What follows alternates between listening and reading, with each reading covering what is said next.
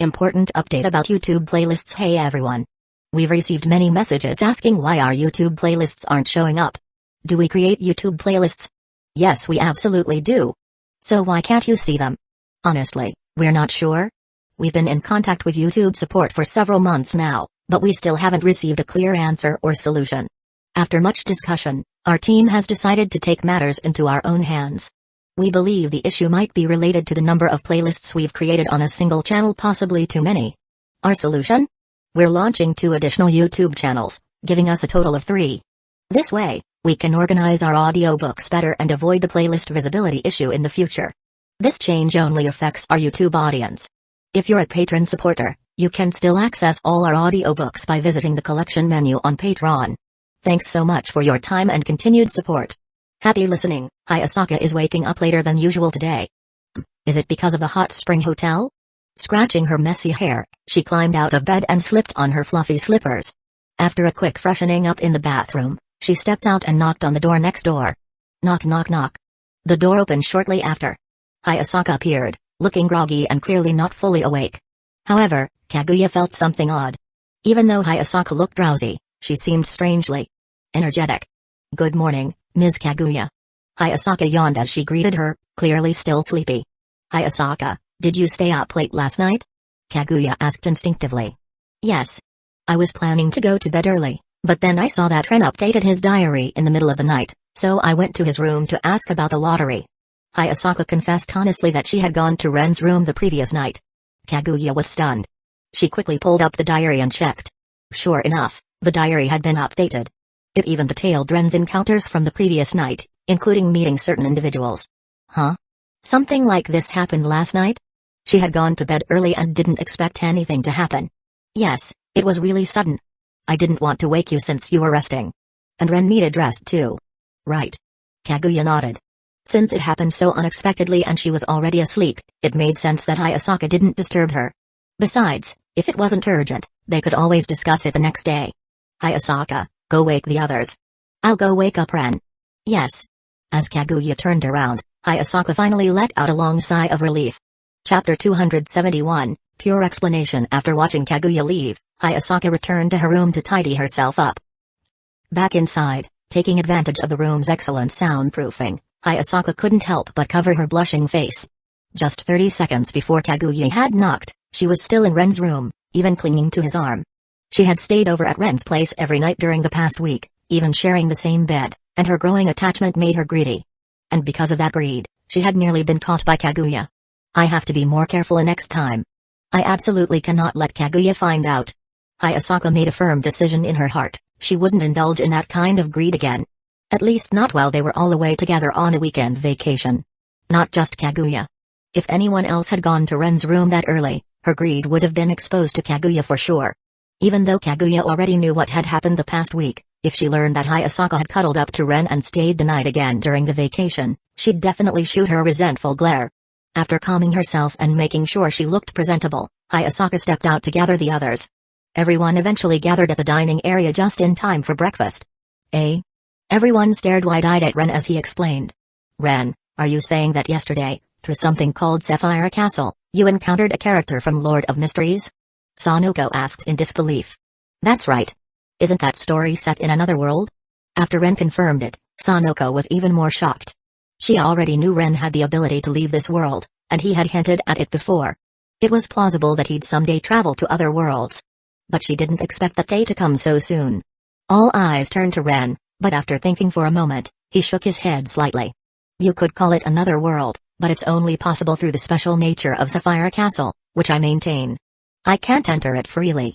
At most, I can attend gatherings there via Sefirah Castle's resonance. If I want to enter with my own power, I'd need to reach at least sequence 4. But becoming a demigod is still a long way off for me. Besides, even if I reach sequence 4, I wouldn't rush in. That place is too dangerous. Even for sequence 4s. Especially since I seem to carry secrets of my own. Unless I'm sequence 0, I won't be going there just to die. The world of Lord of Mysteries is unimaginably dangerous. In a way, the true gods of sequence 0 in that world are truly terrifying. Not to mention, many foreign deities in that world are eyeing the sealed source on the planet. If he lacked the strength to defend himself, he'd be nothing more than a fat lamb to them. The girls all breathed a sigh of relief. This development had been so sudden that they couldn't accept it right away. But things weren't as bad as they imagined. At least, Ren didn't have the power to go there yet, and more importantly, he had the self-awareness to know that his current strength wasn't enough and wouldn't recklessly set foot in that world. Seeing their reactions, Ren touched his face with a helpless expression. Do I look like the reckless type? He was cautious. Thank you very much. I know better than anyone how dangerous that world is. There are no friendly forces, only enemies. If I want to fulfill my wish, I need sufficient guarantees first. I want to meet the people in that story with my own eyes, not get myself killed in the process. Ren was very clear on that. To chase a dream by recklessly exposing yourself? Only a fool would do that. Only by ensuring his own safety could he observe the story from a higher perspective, and gain the ability to change some things if necessary. Yeah, Ren. If you go, take me with you. Chika stared at Ren with shining eyes, putting him under pressure. If he wanted to bring Fujiwara along, he'd need more than Sequence 0. He'd need to become something beyond even the true gods. Something on par with the old days. At that moment, Ren's face twitched slightly, his throat moved. Well, we can talk about that later. The girls who noticed his reaction nearly burst into laughter. Amamiya. After their laughter, Sansan Inagi raised her hand. Can you explain Sequence 0 and the Source Castle? You didn't mention them earlier. The sequence path is actually kind of complex. Ren thought for a moment, then decided to explain it. The Source Castle is actually a form of Source Essence. Each type of Source Essence corresponds to a different pathway. When a Beyonder on a certain path reaches the top of the sequence but still wants to ascend further, they need Source Essence to move forward. Most Beyonders can't control Source Essence. Only those with special characteristics can. But even then, most of those so-called special Beyonders are actually just placeholders for former sequence users who used them as vessels for resurrection. So, those who gain control over Source Essence are basically consumables. Even if they manage to master it, once they try to transcend the sequence, they're fated to be assimilated by those immortal wills. In the worst case, they get devoured completely. Ren paused to emphasize his point. Of course, I'm not referring to myself here. I obtained the Source Essence through the diary. Judging by Sefirah Castle's current state, it had already split and reformed. If that wasn't caused by the diary, then it means the split happened before those immortal wills appeared. That way, it wouldn't be under their control. What if it was the diary? Fujiwara Chika asked curiously. Idiot. Sansan Inagi rolled her eyes. If it was the diary, then it's even less of a concern. A being that can fragment a Source Castle, something necessary for becoming a true god, is on a completely different level. You think just anyone can do that? Right? Ren smiled and nodded. Exactly. If it was the diary, then there's no need to worry. If even the source can be split, then those guys beyond the sequence can't hope to manipulate the diary either. Chapter 272, Let people look forward to the road of demigod. After explaining the source, let's talk about the strength tiers within the sequence pathway. Ren pointed at Chika. Fujiwara is currently at sequence 9 of the spectator pathway. Sequence 9 and Sequence 8 are classified as the low sequences. This level represents individuals who have just stepped into the world of the Beyonders. At this stage, Beyonders are only slightly stronger than normal people. Then there are sequences 7 to 5, which are referred to as the mid sequences. Most Beyonders begin to exhibit more powerful abilities at this stage. It's also around this level that the supernatural abilities of different pathways begin to show clear distinction. For instance, the abilities of the spectator pathway gradually become more apparent. Starting from mental manipulation, a spectator at sequence 5 can enter another person's dreams, alter those dreams, and implant suggestions. Essentially a more advanced form of hypnosis. You can even render your body intangible, allowing yourself to directly enter another person's dream and jump from one dream to another, achieving a form of spatial movement. All the girls shuddered upon hearing that. That kind of ability sent chills down their spines. To be able to enter someone's dreams, directly alter them, and manipulate them mentally. Such a supernatural power was nothing short of unsettling. Not only was the ability itself disturbing, even its means of evasion were tied to the spiritual realm. To make oneself incorporeal and travel through dreams? Just hearing it was enough to confirm that Fujiwara Chika would never be the type to fight on the front lines. Yet the person being described was absolutely delighted. So I'll get this kind of power once I reach the high sequences? I'm starting to really look forward to it. Ren smiled faintly, but then fell silent. Fujiwara, actually, something occurred to me because of yesterday's events. I think the corruption and loss of control you experienced when you first drank the potion might have something to do with me. Upon hearing that, Fujiwara Chika remained silent for a long time before finally looking up with a wounded expression. So, it's all your fault then? Ren couldn't deny it. So, you admit you're the one who caused my psychological trauma? Yes. Then you'll have to take responsibility. Okay. Alright then. Chika instantly dropped her pitiful look, blinked, and returned to smiling again. Then, noticing the strange stares from those around her, she pouted and explained. It already happened. Besides, no one drank the potion to become a beyonder before me, and Ren didn't know something like that could happen either. So how could it be his fault? And over the past week, Ren's been helping me stabilize my mental state. As long as he continues to take care of me whenever my mind acts up, how could I ever blame him for this? That much was true. The key was that no one had prior knowledge. Otherwise, Chika wouldn't have gone through something so dangerous. What comes after? Aizawa Sakaya was still very curious about the latter stages of the sequence pathway. The abilities at the mid-sequences were already impressive. It was impossible not to wonder what came next. Ren glanced at Fujiwara Chika. Once he saw the smile on her lips and confirmed she was fine, he continued. From sequence 4 onward, beyonders start walking a different path. Sequence 4 is a branching point. At this level, beyonders gain something that sets them apart from all others. The mythical creature form. This is the transitional stage where a beyonder starts to evolve into a god through the continued consumption of potions. From that point on, their life structure and lifespan become completely different from that of ordinary people. That's why sequence 4 beyonders are called demigods. The shocking statement left the girls stunned. The word god had been brought up, and now the possibility that one of them might reach that level was beyond their imagination. God. Nagi's throat tightened. She could feel her worldview being reshaped on the spot. She already knew that once they touched the mystical, everything they encountered would far surpass normal expectations. But before the word demigod was spoken, she hadn't realized that the divine could be so close to them. Then, Ren. Do we have a chance of reaching that level? Of course you do. Ren didn't hesitate at all when answering. Nagi, the true nature of the vision is that it's a backup of divinity. As long as you're able to push your vision to its full potential and take one more step forward, you too can reach that height. But there's something you need to understand first. Those of you who received power directly and took shortcuts still need to know this. Once you take the shortcut, it becomes much harder to make progress after reaching the realm of gods. These words didn't stir much reaction. Everyone present understood the truth behind them. Ordinary people acquiring power not meant for them and taking shortcuts to reach the peak. That's not something just anyone can do, and it's certainly not a gift available to everyone. Kaguya didn't see herself as special. She simply felt that she was someone blessed by fate, and such blessings came with limitations. If we've been favored, and we've received power through shortcuts, then of course we'll need to work harder moving forward. That's just how it should be. Besides, we're still far from that level. It's a bit premature to be thinking about such a distant future. Kaguya didn't think her current power could be easily improved. Their shortcut had come in the form of power granted through the diary, and while it already displayed extraordinary traits from the start, they were still far from fully mastering it, let alone stepping into that next realm. Chapter 273, A demigod must face the problem indeed. It's too early to think about that now. Now that she had gradually calmed down, the intense stimulation brought by the demigod transformation was beginning to fade, and her emotions slowly stabilized. In a composed state, she could better analyze and judge the situation. Amamiya, I also want to know about the form of mythical creatures. By the way, you achieved that form after stepping onto the sequence path. So what about those of us who aren't following that path? The two questions posed by Sanzan in Nagi were still crucial, closely related to everyone present. The form of mythical creatures is pretty much what it sounds like.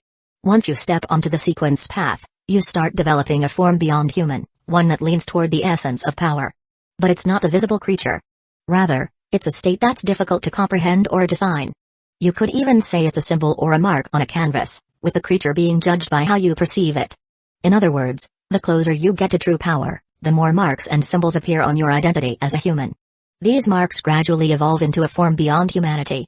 A form of pure power. Faced with Nagi's question, Ren did his best to explain based on his own understanding. Power manifests as symbols and marks. As we pursue power, we more or less start to etch these symbols into our being. Eventually, our forms become shaped by power itself. This form isn't something easily understood, but based on our perception, it tends to resemble mythological creatures. Does that make sense? Nagi quickly pieced together a summary in her mind. That's right. Ren confirmed, and Nagi now had a rough grasp of it. It wasn't that hard to comprehend. Those who pursued power were destined to live longer, and adopting a non-human form was a natural result of transcending the ordinary. As for your second question, I can't give you a direct answer. But based on my guess, different powers, once honed to the point of qualitative change, will develop stronger symbols. These are the marks formed by the power you've mastered. When these symbols become strong enough, your form will start to change as you adapt to this power. I think that adapting to this indescribable transformation is what constitutes a mythical creature form. Hearing this, Nagi gave a slight nod. That explained a lot. It aligned closely with her own theory. As knowledge and power reached a certain critical threshold, the body would adjust and evolve to house more power, gradually developing a unique form. This was the secret of the demigods. A form that was entirely different from humanity, based purely on power. In other words, different types of power would lead to different transformations, and the final form of mythical creatures would vary accordingly. I think I get it now. Unlike previous stages, this stage of the extraordinary involves a form that's entirely distinct from ordinary people. It's also the stage where the power gap is the greatest. As Nagi said this, she lifted her vision, and a wind-shaped symbol shimmered on it. Just like how, at this stage, I need a vision as an external magical organ. But once I transcend this stage, I'll develop a magic organ that can directly absorb external forces and convert them into elemental power. That will be the sign of becoming a god. Is that correct? Ren nodded slightly, praising her, as expected of a genius girl. Your understanding is remarkable. Sanzanin Nagi smiled with satisfaction at the compliment. Now, back to the matter of the sequence path. After assuming a mythical creature form, an extraordinary individual becomes a demigod. Once they transcend that into the divine realm, they gain what's called divinity. Divinity is both a blessing and a burden. After all, divinity and humanity are fundamentally opposed. Excessive divinity turns one into a slave to power. That's why, after reaching the demigod realm, you need an anchor to stabilize your humanity and maintain the balance between the two. If that balance is broken, there's a risk of losing control. But you don't have to worry too much. While demigods do need an anchor, it doesn't have to come from a follower's belief. You can also use me as an anchor for your humanity. By becoming my follower, believing in me, you can stabilize your humanity. And after the incident last night, I think I might be able to manage the risk of corruption and losing control. If nothing unexpected happens, I should have a clearer answer next time. As for whether your humanity can truly be anchored by me, you'll have to reach the demigod realm to find out. Divinity came with its perks, but also with inevitable drawbacks. That was something everyone understood. Fortunately, there were ways to deal with it, and Ren had laid it out clearly. Oh. So that's why you want to make Miss Hatamoto your follower. Chika seemed to understand now. It turned out that Ren was making preparations for life as a demigod. I do have that idea. Whether I'll need an anchor or not, I'm still unsure. But it's better to prepare ahead of time. If you know you'll need something, it's smart to get it ready early instead of panicking later. Ren made the decision cautiously, then let out a quiet sigh. This is the hardest era to spread belief, but it's also the best era to do so. Shinomiya Kaguya understood the meaning behind that statement. Because modern people are educated not to believe in things like faith. But the moment they witness a miracle, they become the most devoted followers. Just like Miss Hatamoto. Ren smiled slightly and nodded. That's exactly what I mean. Chapter 274, Excessive Strength Behind the Bump. Although those beyond Sequence 4 are all called demigods, there are distinctions among them. But since they are still in the transitional phase toward a complete mythical creature form, their transformation remains incomplete. Because of this, extraordinary individuals in this stage are extremely unstable. Due to the incomplete state of their mythical creature form, any attempt to transform recklessly makes it easy for them to lose control. That's why extraordinary people at this stage only reveal their mythical creature form when absolutely necessary. Showing that state is essentially a life or death gamble. These insights about demigods sparked vivid imagery in the minds of the girls listening, though the dominant feeling was a sense of awe and unease. Why is the sequence path so rugged? Aizawa Sakaya couldn't help but mutter after taking it all in. Every stage on the sequence path seemed to come with its own set of harrowing challenges. Miss Aizawa, think about the abilities of a spectator at sequence 5, then think again about how rugged the sequence path is. Ren's reminder instantly brought back the description of spectator abilities at sequence 5. Disgusting and unsettling. When Aizawa Sakaya considered that again in the context of the sequence path's dangers, her expression twitched a few times before she gave a serious reply. Yeah. Even though it's rough, the power you gain along the way still makes it worth it. Just the spectator's powers at sequence 5 had been enough to make her scalp tingle. Who knew what kind of twisted abilities they would gain after entering sequence 4? And she clearly remembered what Ren had said earlier. Sequence 4 marked a threshold, the dividing line between extraordinary humans and demigods. From Aizawa Sakaya's perspective, the real gap between mortals and gods was essentially between Sequence 4 and Sequence 5. Just as Miss Aizawa said, the sequence path is indeed rugged. But it is also the most reliable road to gaining power. Whether you choose to walk it is entirely up to the extraordinary individual. But once you make that choice, you must accept one truth: power is the foundation behind all calculations. If you are weak, you deserve to be used. But once you're strong enough, even a mere thought from you will cause all forces to give way. So, the hardship you face is almost always equivalent to the power you gain. Ren then explained an even harsher reality. As for the Lord of Mysteries, the story begins in the Black Iron Era, a time when extraordinary beings were in decline and high-ranking extraordinary individuals were rare. If you want to become stronger, you must fight. Without fighting, you will never reach the top. Those simple words conveyed the sorrow and cruelty of the age. The road of battle is inevitably soaked in blood, but that's the hard truth. If you don't fight, then only death awaits. Because even if you don't want to fight, someone else will. There's almost no happy ending for those who step onto the extraordinary path. Unless you possess overwhelming strength, a powerful background, and solid protection, you will be forced into battle. Aside from Ran, all the girls present came from powerful families, so they already understood this truth well. If you don't fight, someone else will, and eventually, they'll drag you into the battle. Kaguya could relate. Her older brothers were adept at power struggles, and their methods were anything but clean. If you want something more, you need to fight for it. That's just the nature of competition, even among children. Aizawa Sakaya couldn't help but recall the younger siblings she had cared for. No matter how close they were, there had always been some form of rivalry. It wasn't that things were completely out of reach, but when some people had something and others didn't, conflict was inevitable. Sequence 2 to Sequence 1 are called angels, or subordinate gods. Once the mythical creature form is complete, this stage becomes much more stable than Sequence 4 or Sequence 3. Even if they activate their mythical creature form, they won't lose control so easily. In addition to mastering deeper and broader powers, those who reach Sequence 1 gradually begin to wield authority. True divine authority. This power is undoubtedly more bizarre and far stronger. That's why this stage marks the real beginning of the God realm. Then, Ren pointed at Chika and used her as an example. For example, Fujiwara's Spectator Path. At Sequence 1, the title is Author. What does this mean? It means she can write stories with a pen, and everything she writes will come true, like an author in the heavens writing one reality after another? Chika pointed to herself in disbelief. That's insane. Stories that come true. Spectators are broken. Aizawa Sakaya finally understood the sheer scale of what divine authority meant. It was simply absurd. Ren, if Miss Fujiwara writes about someone's death, will it actually happen? Of course. Once she reaches that stage, it won't just affect ordinary people. Even demigod-level extraordinary individuals can be manipulated through the stories she writes. Hayasaka was stunned at the explanation. From every angle, the spectator's power was absolutely terrifying. Once a story was written, it became reality. It was like holding a divine pen, able to shape the world with words. However, reaching that level is another story. The sequence path is indeed filled with outrageous power, but obtaining that power is just as difficult. Most extraordinary people will probably spend their whole lives in the middle sequences.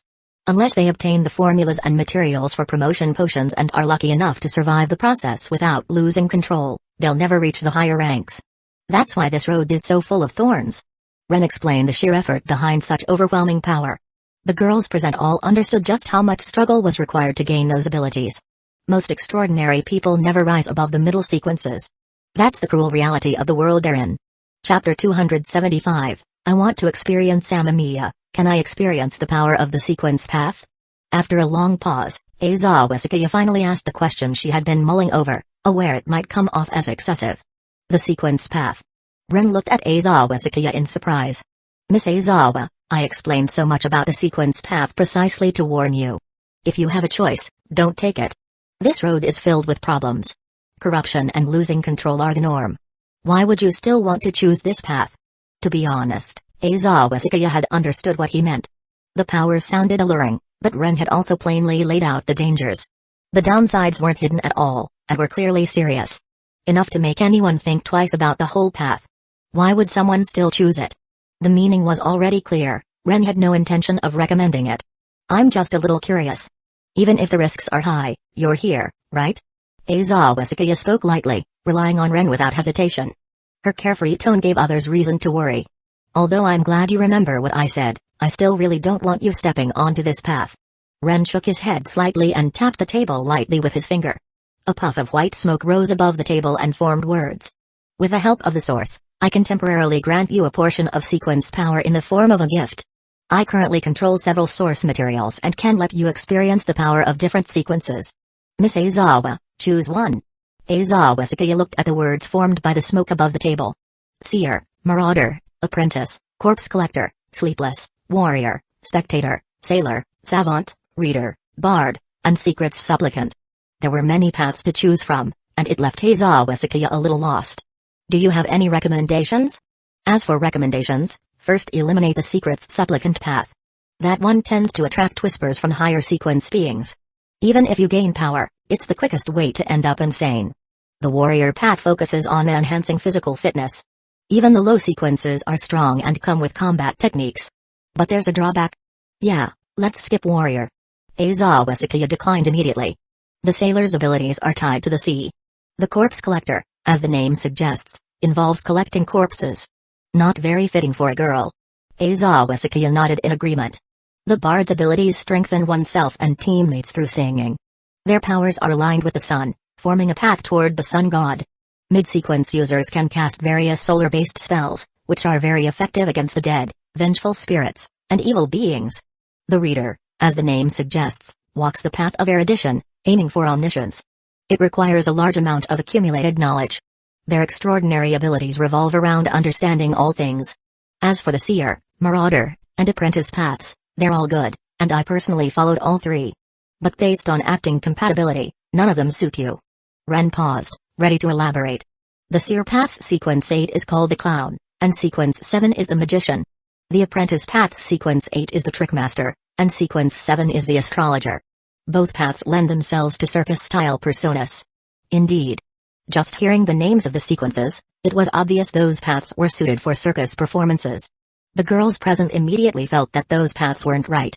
It was hard to imagine Aizawa Sakaya putting on clown makeup and performing tricks under a tent just to act properly. Even Aizawa Sakaya herself admitted it wasn't a good match. As for the Marauder, as a young lady, stealing from your own family? Sequence 8 is a swindler. Can you imagine a proper lady becoming a con artist?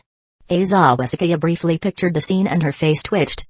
If she wanted money, she could just ask her father or grandpa. Honestly, the money she might swindle wouldn't even compare to her pocket money. For the eldest daughter of the Aizawa family to become a fraudster, she'd probably be laughed out of every social circle. The Sleepless, as the name implies, don't need to sleep at night. 3 to 4 hours of rest in the morning is enough. Sequence 8 is the Midnight Poet, who excels in combat, climbing, and shooting, and can produce different effects by reciting different poems. Sequence 7 is Nightmare. They can drag people into dreams and question them directly inside. They can freely enter and exit the dreams of up to 187 sleeping people. It's a solid ability for intelligence gathering and interrogation. After giving a basic explanation of each path, Ren gave his honest recommendation. If you really want to try one, the Spectator, Sleepless, Reader, and Bard paths are all decent options. The others don't really suit you. Aizawa Sakaya nodded in agreement. Rather than picking at random, it was better to go with the advice of someone knowledgeable. Based on what she'd heard, the Spectator path stood out. Even if it wasn't strong in the early stages, its late-stage potential was absurd. But for the sake of this experience, the Spectator path could wait. The Reader path was too academic. She wasn't the type to bury herself in books. It didn't suit her personality. The Bard's abilities were fine, but it felt like choosing that path would turn her into a stereotypical devout believer. That didn't sit well with her either. All things considered.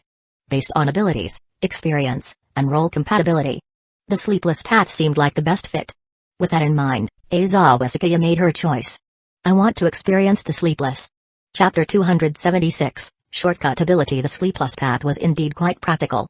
Even at sequence 9, it provided significantly superior abilities in nocturnal combat and sensory perception. It also granted night vision.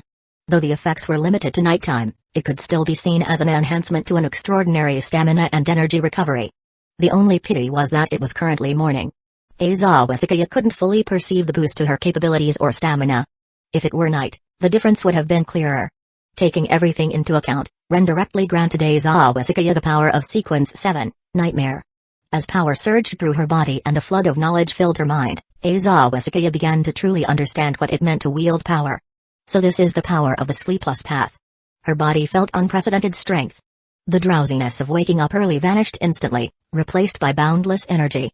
Her vision sharpened, allowing her to see more clearly than before. My body feels stronger, and...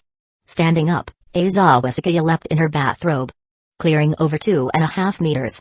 While airborne, she adjusted her center of gravity with ease, kicking 3 times midair while still wearing slippers. After executing the difficult maneuver, she casually landed on one foot, stabilizing herself. Not only has my body gotten stronger, but I can actually pull off moves like this. Now she understood why people craved power. If she were constantly exposed to such strength, she would want it too. The Sleepless Paths Sequence 8, the Midnight Poet, greatly enhances combat, shooting, climbing, and sensing abilities. These are all linked to physical performance, and the path strengthens those areas accordingly. Moves like that are nothing difficult at Sequence 8. Ren, having an in-depth understanding of the sequence system, knew this was just the base-level physical boost. The Midnight Poet didn't drastically increase physical strength. Still, this level of understanding was already far beyond that of Aizawa Sakaya, who, up to now, had been an ordinary human. She lowered her raised leg, feeling the enhanced responsiveness and control of her body. She could now execute techniques that once seemed impossible. To a professional stunt actor or martial arts expert, that might not be difficult, but for me, someone who couldn't even come close before, this is huge. Also, my vision wasn't great. I'm a bit nearsighted. But now everything's sharp, and I can even see further. Ren wasn't surprised at all. Walking the sequence path is a journey into the extraordinary. As your sequence and physical abilities improve, former limitations cease to matter. Your improved vision likely comes from the sequence 9, sleepless trait. Sleepless individuals can perceive a wider visual range in the dark. Even in pitch black, they can still see. That might have stimulated your eyesight to recover or even surpass its original level. All these changes stemmed from the power of the potion. But the Midnight Poet's greatest ability isn't physical enhancement. While your body gets a boost, the true strength lies in affecting surrounding creatures through recited poems. Besides enhancing yourself, you can induce sleepiness in others or create the illusion of being constantly watched, which triggers heightened nervousness in enemies. This is the true essence of the Midnight Poet's ability. In short, their support-type capabilities are extremely strong. Hearing Ren's explanation, Aizawa Sakaya gave a slight nod, then began softly reciting a beautiful poem. As her spirit fluctuated slightly, she felt her energy drain a little, but her body instantly became lighter. She kicked off her slippers. Her toes flexed against the ground. With just one step, she flashed forward, appearing 8 meters away in the next instant. Amazing. She had crossed a long distance in the blink of an eye. 8 meters might not seem far, but to achieve that kind of explosive movement in a single burst was impressive, and she could feel that she could still keep going. She continued playing around with her new abilities like a child who had just discovered a new toy. After almost a minute, the effects began to fade. Her enhanced speed and power vanished. That ended quickly. Does the state only last a minute? Aizawa Sakaya sighed but also took note of the duration. After all, activating a Midnight Poet's boost consumes spiritual energy. Naturally, it can't be maintained for too long. Only by ascending through the sequences will you be able to prolong that duration. Maintaining it for a full minute is already standard for Sequence 7, Nightmare. Ren corrected her assumption and gave her a reasonable explanation. Also, for your reference, a Sequence 8 Midnight Poet can only maintain that boost for 30 seconds at most. Reaching Sequence 7 doubles that. That's actually a huge leap.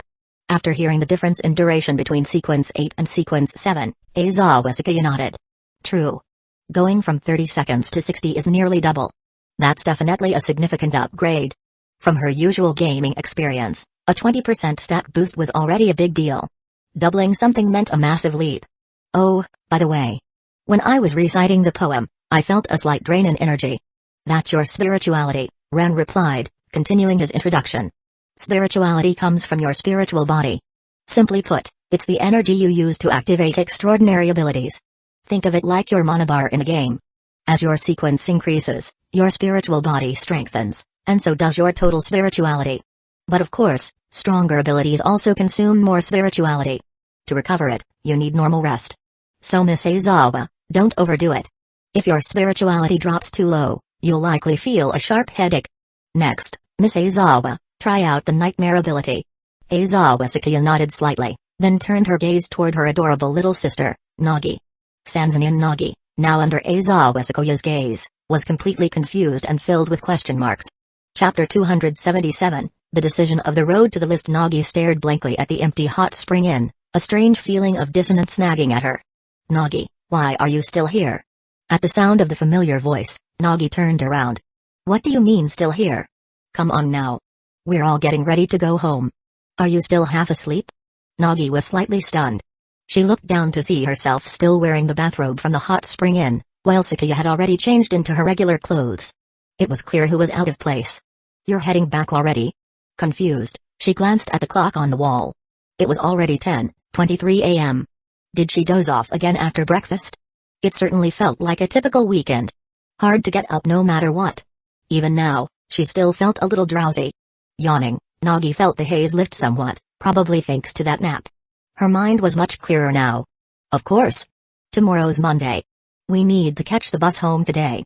I was talking to you earlier, but instead of sleeping on the ride back, you dozed off after breakfast? Ugh, it's totally the weekend's fault. Weekends just make me want to fall asleep the moment I touch a pillow. Nagi pouted, blaming the weekend entirely. Sefirah rolled her eyes. Don't blame the weekend. You've always had trouble getting up on weekends, but you've been getting better recently. Who would have thought you'd regress today? Nagi couldn't argue. She had indeed fallen asleep after breakfast, and it was clearly her fault. Did you get enough sleep now? Yeah. Then don't fall asleep again. Huh?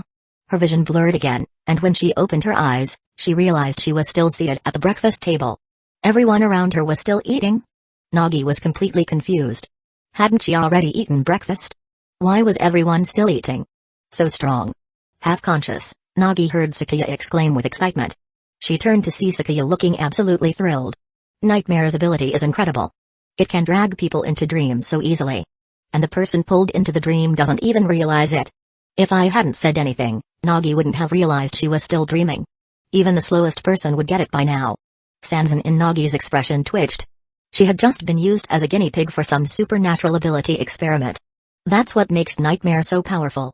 At Sequence 7, they're not opponents ordinary people can handle anymore, especially since Nightmare's abilities can activate when someone's consciousness is at its weakest. Under the effect of supernatural abilities, people might not even realize they're being manipulated. Ren spoke calmly, fully understanding the implications. After obtaining the River of Everlasting Darkness, he had often studied the abilities of neighboring sequences and realized that each had unique characteristics. The Sleepless Path, in particular, was impressive for support, intelligence gathering, and covert operations. Nightmare's ability was incredibly strong. Even other supernaturals could be affected if they couldn't tell dream from reality. Once they were trapped, Nightmare could toy with them. The closer dreams were to reality, the harder it was to distinguish between the two. That blurred boundary was what made it truly dangerous. It was hard enough for extraordinary people. For regular people, it was practically impossible. It has support abilities, enhances physical strength, and can even force people into dreams. Don't just focus on how hard it is to enter a sequence. The Sleepless Path is genuinely well suited. Now that she had experienced its power firsthand, Sefirah had clearly made up her mind. Ren watched quietly. He could tell that Sefirah had made her decision. Sefirah turned to him with a strange expression. Amamiya, aren't you going to stop me? Ren shook his head slightly. Miss Sefirah has made up her mind. Trying to stop her would be meaningless. Once she obtains the diary, it will grant her what she desires most. If Miss Sefirah is set on walking the path of the sequence, then no one can stop her. The right to choose always lies with you, even if the road ahead is covered in thorns. Ren believed that what Sefirah wanted right now wasn't someone to stop her, but someone to support her. Although I won't stop Miss Sefirah from walking the path she chooses, I hope that during the initial stages, you'll remain under my supervision.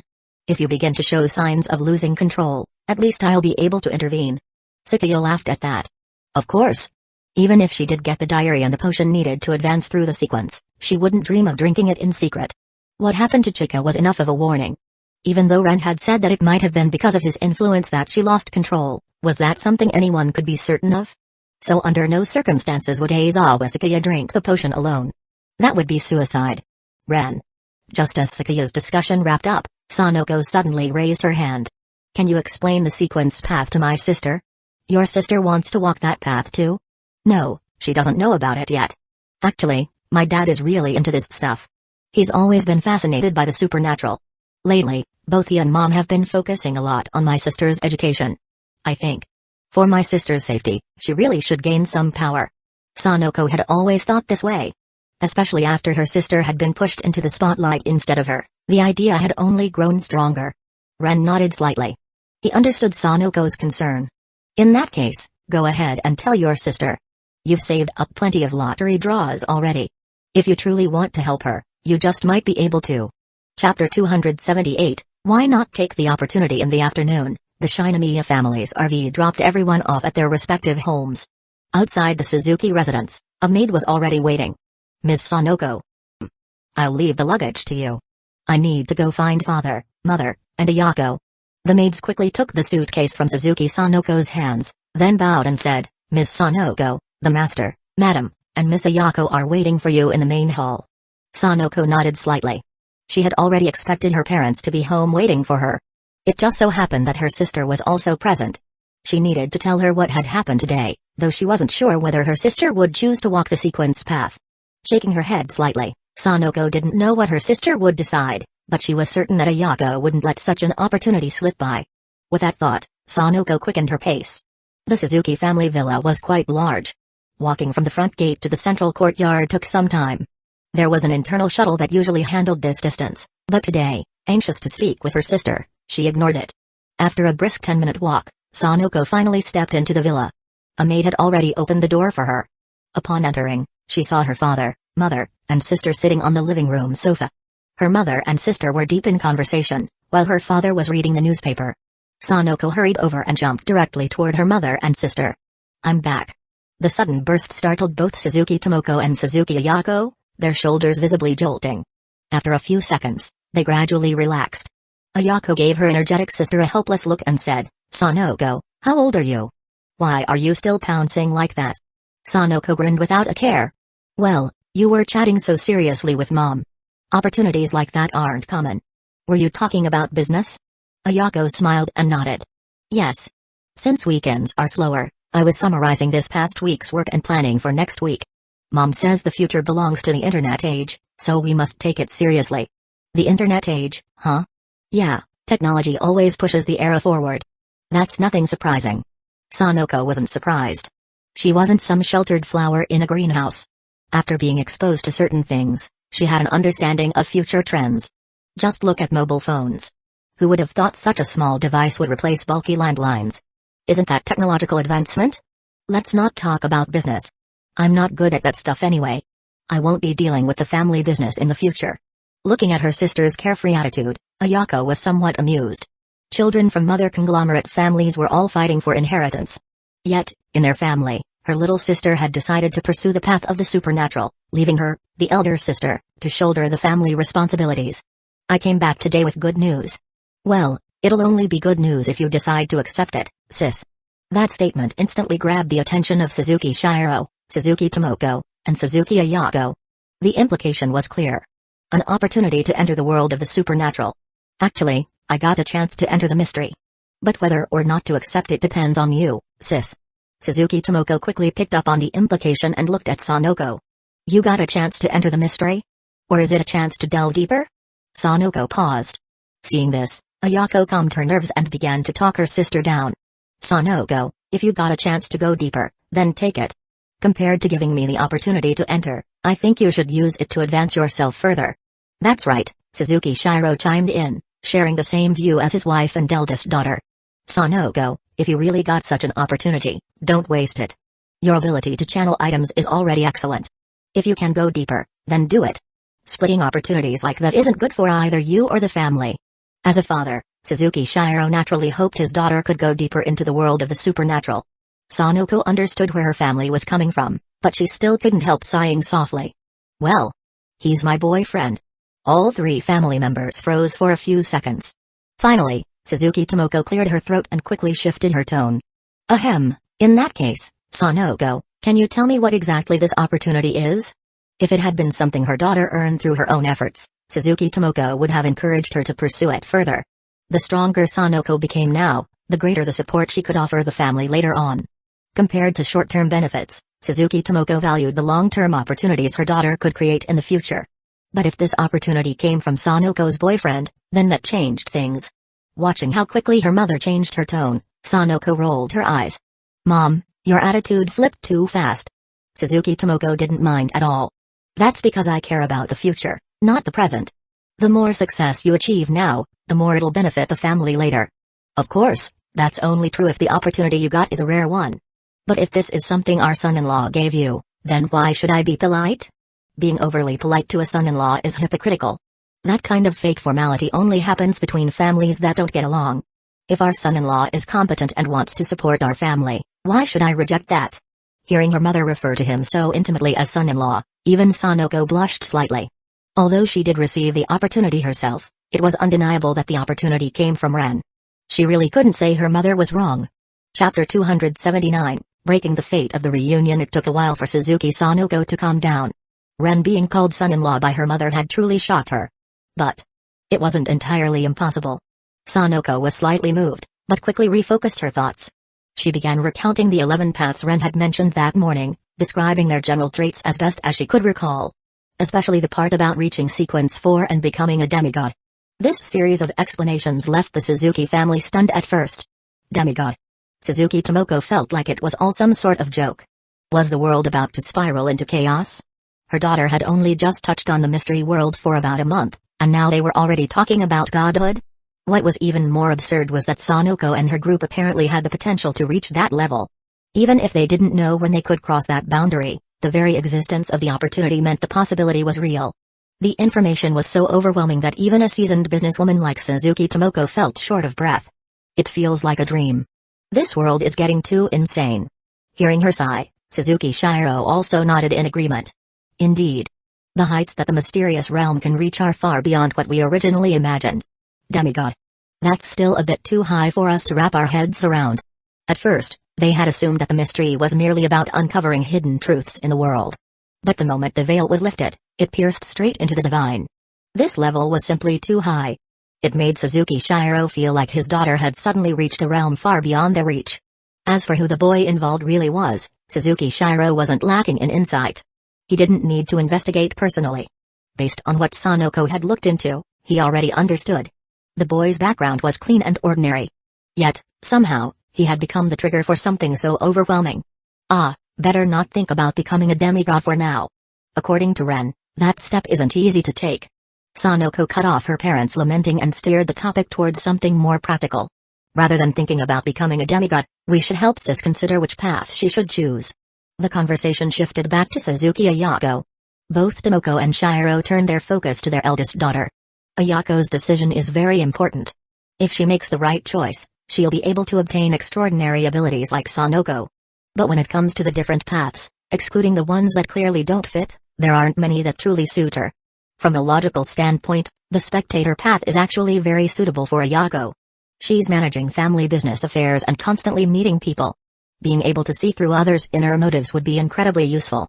Tomoko analyzed the situation calmly and rationally, believing the spectator path's abilities were an excellent match for her eldest daughter's role. Sanoko also nodded. Yeah, spectator really does suit Sis. The sleepless path is strong too, but Sis doesn't work late into the night every day. Plus, some of the later roles along that path aren't really suitable for her job. They wouldn't be much help to her. Considering her sister's current position, spectator truly seemed the most compatible. As for the bard path, it's too reliant on belief. Sis doesn't follow any particular faith. But she could believe in Ren. He is also preparing to reach sequence 4 and might be looking to take on more believers. Ayako, being the person involved, nodded slightly. Based on Sanoko's earlier explanation, she understood that believers and faith served as stabilizing anchors, which would become especially important when advancing to sequence 4 and becoming a demigod. If she were to be a future believer of her potential brother-in-law, Ayako felt that wouldn't be a problem. Well, in the end, the decision's up to Sis. It was fine to give advice, but the final choice needed to be her sister's. Sanoko held her chin in thought. Sis, do you have any free time coming up? Free time? Ayako considered her schedule carefully and confirmed she had a break coming up. Next week, yeah. Didn't I tell you before? I have a college classmate reunion to attend. I've been busy with work lately, so father and mother are giving me time to rest. A college reunion? Sanoko thought for a moment and recalled that her sister had mentioned it last week. The venue is that old-fashioned lodge in the nearby mountains, right? The one where you have to cross a suspension bridge? That's the one. Ayako nodded. A college reunion in such a remote area? Sanoko couldn't understand why her sister would arrange such a gathering in a location like that. In response, Ayako sighed helplessly. Actually, this was suggested by one of my old classmates. She's been struggling lately and hopes I can offer some help. Oh, so it's a request for help. Are you too close? Not really. Ayako didn't sugarcoat her answer. I've noticed her performance these past few years. Aside from the work she published before graduation, everything she's produced since then has been, well, not great. Honestly, it proves that her earlier work was either ghostwritten or copied from someone else. Ugh. Sanoko disliked people like that. If she's that kind of person, do you still plan to help her? Ayako shook her head. I'm just giving Chikako one last chance. We agreed she'd present her new script at the reunion. If it's good, I'll help her. If not, then we lend our connection as classmates right there. Choosing a remote venue is just to save her some face, so she won't be humiliated in front of everyone. As an old college friend, Ayako still had a soft spot for classmates she once shared a club with. She was willing to give them one last chance. Yep. Her sister's kind nature was showing again. Sanoko grumbled internally but understood that this was probably going to be her sister's final college reunion. She didn't believe someone her sister considered completely lacking in originality would suddenly impress her. So this reunion was likely the end of the relationship. Still, the idea of the party gave Sanoko a new idea. Sis, when exactly is the reunion? Wednesday and Thursday. Alright, got it. Chapter 280, No, it's not me. On Wednesday morning, in a forest deep within Saitama Prefecture, an isolated cliffside villa was gradually welcoming guests one by one. Inhale. Exhale. A fashionably dressed short-haired woman took a deep breath. Staring at the suspension bridge in front of her, she felt as nervous as if she were about to ride a roller coaster. Chikako, you have to seize this opportunity. This really is your last chance. As a screenwriter, she understood all too well how many chances she'd missed in the past 2 years. Those 2 years had nearly drained all the prestige she'd gained. She didn't even have the luxury of making another mistake. This time, asking an old classmate for help was her final chance. If she failed to grasp it, there would be no more doors left to knock on. After psyching herself up, Chikako Ikeda stepped onto the suspension bridge that would decide her fate. Inside the villa, Suzuki Ayako and Suzuki Sanoko had already been waiting for some time. At this moment, even Ayako was feeling a bit tense. There was nothing wrong with attending a college reunion, but this time, it involved a decision about her own future. Possibly even her destiny.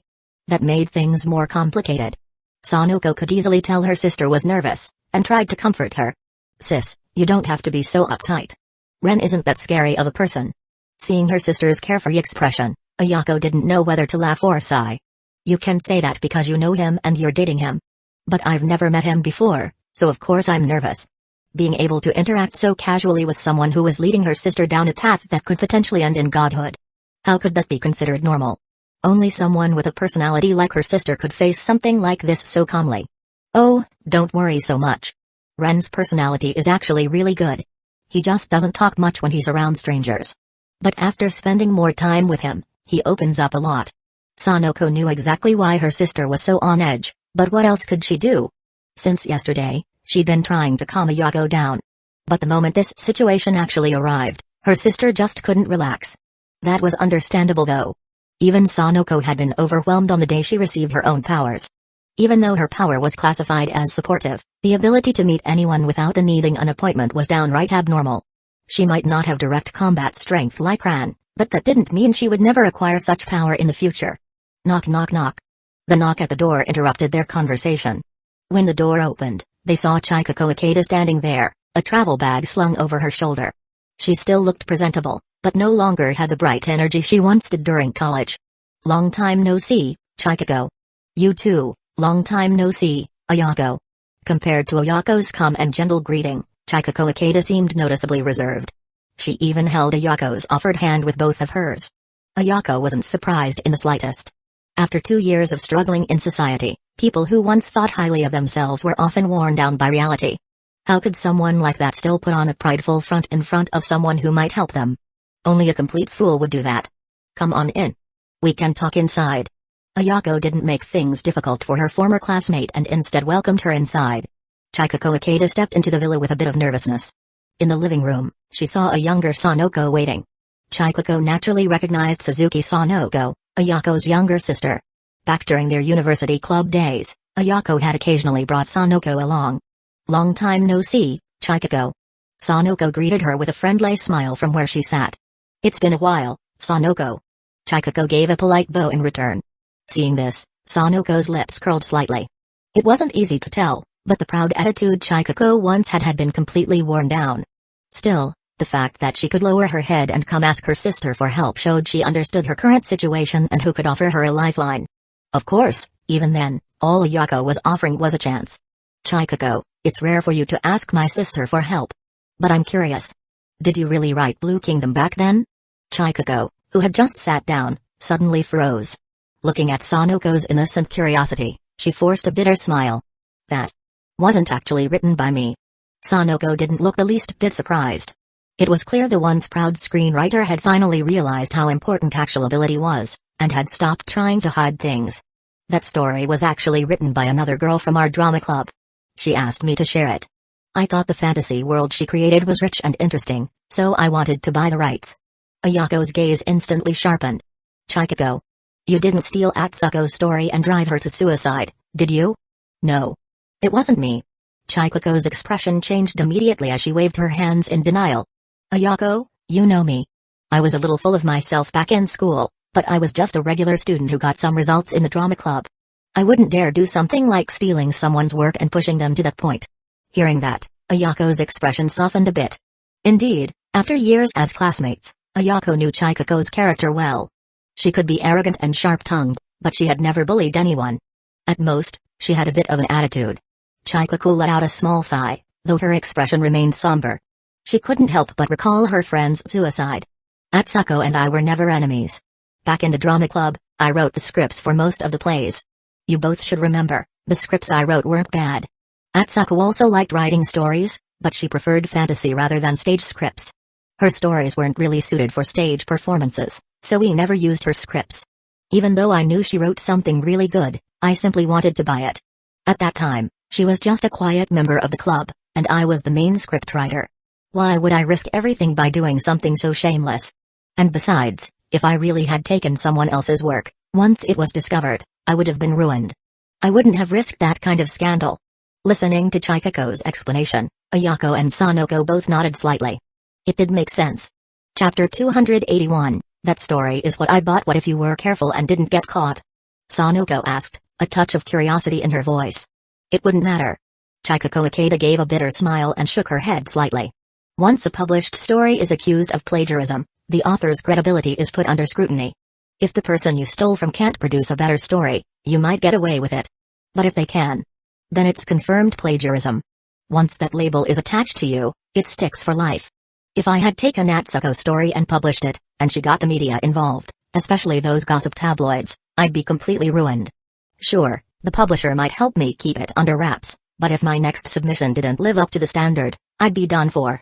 As she spoke, Chikako lowered her head helplessly. Actually, I've already been accused like that for the past 2 years. I've been working hard on my writing all this time, trying to surpass Blue Kingdom, the story Atsuko wrote. But I'm only really good at drama and stage scripts, not fantasy novels. So the books I submitted over the past 2 years didn't perform well. Actually, they did very poorly. Chikako's words snapped Suzuki Ayako back to awareness. Now that she thought about it, their college drama club had been fairly well known. She remembered that Chikako had written all the club's stage scripts, while Atsuko's stories had never made it to the stage. Come to think of it, Chikako, you were always good at writing for theater and stage plays. Ayako looked at Chikako helplessly as the memory returned. So if you knew fantasy wasn't your strength, why did you want to buy Atsuko's story in the first place? Chikako looked a little embarrassed as she explained. Honestly, I was thinking about building up my reputation first. That way, my scripts would get more bookings in theaters. I thought if I used Atsuko's story to gain some recognition, I could push my real strengths afterward. I didn't expect that after I submitted the story to the publishing house, the news of Atsuko's suicide came out not long after. Chikako had understood early on that fame was valuable. Sometimes, leveraging a well-timed opportunity could bring tremendous convenience. But she never expected Atsuko to take her own life shortly afterward. Sanoko grew even more curious and asked, Chikako, did you actually buy that story from her? If you did, why would she commit suicide? Right. If it was a proper transaction, Atsuko shouldn't have had a reason to do that. Did she really agree to sell the story? Ayako looked at Chikako as well, surprised by the implication. No. When I first read Atsuko's story and wanted to buy it, she refused. She told me, "This is my story, I'll never sell it to anyone." I didn't think much of it at the time and just returned the manuscript. Honestly, it was a spur-of-the-moment idea. If I could buy it, great. If not, it didn't matter. I already had several drama scripts ready, and a few well-known theaters were in talks with me about them. But 2 days later, Atsuko's mother came to my house with the same manuscript I'd seen before. I asked her why Atsuko was suddenly selling it, and she just said something had happened in the family and they urgently needed money. She asked me if I was still interested in the story. At that time, I'd just finished several commissions and had some extra funds, so I was willing to buy it. But her asking price was really high. 300,000 yen for a single story. That was indeed a steep price. Both Sanoko and Ayako nodded in agreement.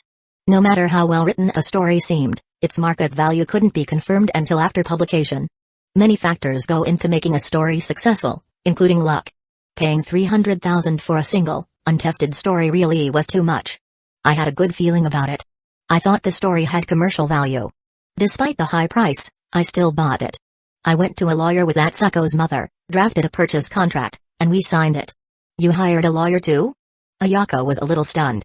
I'd considered the legal risks. The lawyer helped draft a contract that covered all the bases. It was to protect myself in case Atsuko's mother came back to cause trouble later. You know how tricky publishing rights can be, especially since I also bought the title of the story. Chikako wasn't reckless. She had foreseen many possible problems and had the contract professionally prepared from the start. What I wanted was to gain some fame from the story. I bought the name and the rights, and any profit from publishing would be mine. At the very least, I needed to recoup the cost of buying it. Atsuko's mother signed the sales contract as her legal guardian. But the day after I submitted the story to the publishing house and it got published, I heard the news of Atsuko's suicide. Chikako's expression darkened at the memory. What frustrated her most was that all she did was buy a story. Yet in the public eye, she became the villain who drove Atsuko to her death. And then, yeah, Blue Kingdom exploded in popularity at the time. Ayako had been about to ask why Chikako didn't clarify things publicly, but then remembered how popular Blue Kingdom had become. For Chikako, who had purchased the rights, it would have been impossible to come forward. Even if she wanted to, the publishing house would have done everything in its power to stop her. I only wanted to use Atsuko's story to build my reputation and bring more attention to my stage plays. I never expected things to go so wrong. In the past 2 years, I've been studying different genres, trying to improve. But I really don't have the kind of imagination Atsuko had. I can't create the type of fantasy world she did. So the doubts just kept growing louder. Thinking about the past 2 years made Chikako feel even more frustrated. Still, she hadn't been completely stagnant. Her failures in the fantasy genre had pushed her to explore other types of stories. Through all of that, she had finally managed to construct a story she felt was promising. As she spoke, Chikako opened her backpack and pulled out a manuscript she had prepared in advance. This time, I didn't try to write fantasy like Atsuko. I focused on the direction I'm good at. Ayako, please take a look. Alright. Ayako accepted the manuscript with a much more serious attitude than before. Chapter 282, Hope Within the Dead. The story progressed quickly. It opened with biochemical experiments, beginning in a massive, infected underground laboratory. Both the heroine and hero had lost their memories. From this starting point, they began recovering their pasts while following a mercenary team into the depths of the underground facility. It was a sci-fi zombie-themed narrative. Suzuki Ayako could immediately sense its theatrical flavor. Part stage drama, part suspense play. From the polish and structure, it was obvious that Chikako had put considerable effort into this work. It was far more refined and engaging than her previous manuscripts. After reading halfway through, Ayako set the manuscript down with a satisfied smile. Chikako, this one's genuinely more compelling. It's different from Blue Kingdom, which focused on building a fantasy world, but the crisis surrounding all of humanity triggered by a biochemical experiment is quite fascinating. I may not have a highly trained eye, but I can tell you prepared this story with great care. You've returned to the structure and dramatic flair of stage plays, which suits your strengths. The composition is a clear improvement. In truth, writing a successful script for stage or drama was no easier than crafting a good screenplay. It required substantial skill. This carefully constructed story that Chikako had crafted might not carry the same grand atmosphere as Blue Kingdom, but that didn't change the fact. It was a solid piece of work. Seeing the manuscript, Ayako began to believe that Chikako hadn't just been trying to excuse herself earlier. Maybe this really was the full picture. Chikako, do you still have the contract you signed with Atsuko's mother? Of course. I still have it. Even the lawyer is still around. What had once been a contract meant to protect her from potential trouble caused by Atsuko's mother had now become proof of her innocence. Chikako had kept that document well protected. She had always known it might one day become her lifeline. Hearing Ayako mention the contract, Chikako responded immediately. Then let's talk again after this reunion is over. With that confirmation, Ayako was almost certain now that Chikako hadn't stolen Atsuko's story. She had acquired it through a legal and proper transaction. As for Atsuko's suicide, it ultimately pointed to her mother's actions. No matter how one tried to assign blame, Chikako wasn't at fault. Ayako sighed softly at the thought. So, Atsuko realized that her mother had signed away her story, and that she wouldn't be able to get it back. That's why she chose suicide? Chikako nodded weakly. Her mother was the one who signed the contract. I never pressured anyone. I didn't even initiate the sale. What could she do? Once she understood that the story was lost, she reacted in the most extreme way possible. As she said this, Chikako recalled the image of Atsuko hanging in the drama club 2 years ago. That scene had haunted her all this time. If she had known things would end like this, she never would have bought the story. She hadn't needed this kind of burden. The fame brought by Blue Kingdom was nothing compared to the toll it had taken. She would have preferred to keep writing stage plays. Maybe the income would have been lower, but at least she wouldn't be exhausted and constantly questioned. The standard set by Blue Kingdom was simply too high. Anything she released afterward that fell short immediately drew harsh criticism. In truth, Chikako had endured that criticism for nearly 2 years. You also never asked why Atsuko was selling the story. Ayako said this but shook her head helplessly. But you're not at fault. It was her mother who approached you. This is something between Atsuko and her mother. Her response, taking her life, was probably an act of resistance against her mother's decision to sell the story without her consent. But maybe she didn't have to go that far. Chikako couldn't say anything in reply. Who would have thought that the quietest girl in the club would do something so extreme? Her mother was the one who sold the story, yet for the past 2 years, I've been the one suffering for it. Her memories of Atsuko remained vivid. She remembered her as a shy, quiet girl with awkward speech, someone who didn't stand out in the club. And yet, it was this very girl who had left an unforgettable scar on her life. Even now, 2 years later, her memory of Atsuko was sharper than ever. Especially on the nights when those memories crept into her dreams. Knock knock knock. Someone's here. I'll get the door. Hearing the knock, Sanoko immediately jumped up and rushed to the entrance. Chikako looked puzzled. Sanoko still doesn't know the club's old rule? Why is she so excited? Could it be she's into Oda? Ayako shook her head slightly, just about to respond when she heard her sister's voice at the door. Ren, you're finally here. Ayako froze for a second and subconsciously sat up straighter. Chikako noticed Ayako's reaction and stared at her in confusion. What was with this sudden tension? And that name? Ren. Wasn't that Sanoko's boyfriend? Chikako instinctively turned her head toward the door, curious. There, walking beside Sanoko, was a plain-looking boy. He wore thick-framed glasses, a white shirt under a hooded coat, and a pair of thick black pants. The outfit was unremarkable. Completely ordinary. This only confused Chikako more. She clearly remembered Sanoko being into good-looking guys.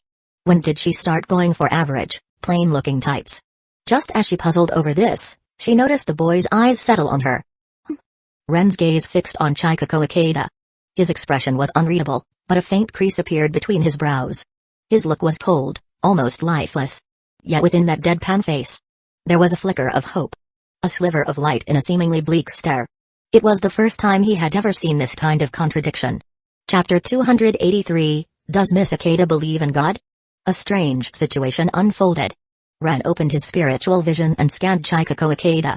The top of her etheric body glowed a lavender hue, while her astral body was dark and tinged with a faint red. Her mental state was unstable, and her emotions were turbulent. Her face looked lifeless, yet a faint light of hope still shone, and it was gradually growing brighter. This meant her fate had changed. What was once a path toward certain death now contained a glimmer of hope. One that continued to grow. Was it because I'm observing her? He slightly withdrew the intensity of his observation, and the point of light symbolizing hope dimmed. So, it really is because of my observation. Even if the brightness of hope increased because of his gaze, it would still exist without him. That meant it wasn't him who changed her fate. Perhaps it was Sanoko and her sister who played the role? After only a brief pause, Ren withdrew his gaze. At this moment, he found himself deeply interested in this woman whose fate had shifted. To change one's destiny through personal will required the courage to face oneself and the fortune of opportunity. Only people who possessed both could alter fate.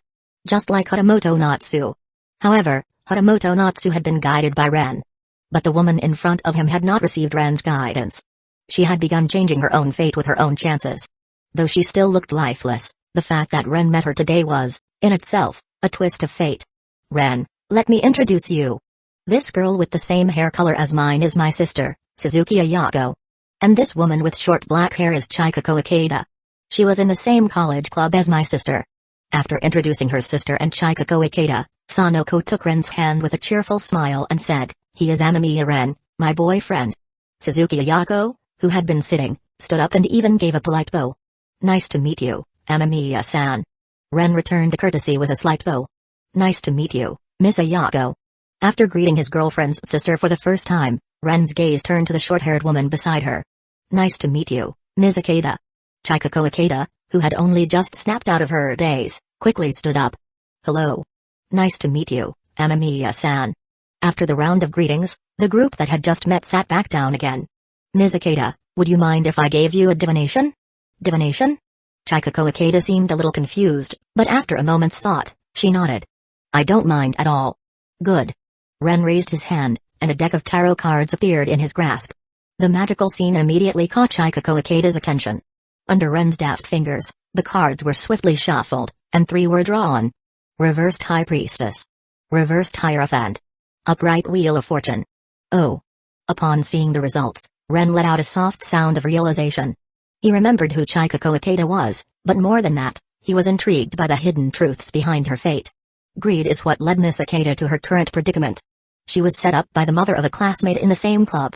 However, because Miss Ikeda realized something was wrong and sought help from a lawyer, things began to turn around. Chikako Ikeda's expression changed drastically. "Ms. Ikeda, you should understand, you're not just some random bystander. That's why the 2 daughters of the Suzuki family took an interest in you." After being reminded, Chikako Ikeda paused and looked once more at Ren. At that moment, she felt something odd. "How do you know so much?" "Ms. Ikeda, before I answer your question, I have a question of my own. Do you believe that gods exist?" "I'm not sure. My past education told me that gods don't exist." "But, Amamiya-san, are you trying to say that they do?" Though she didn't believe in gods, Chikako Ikeda could tell that Ren was trying to say that they do exist. "I can't say for certain whether gods exist.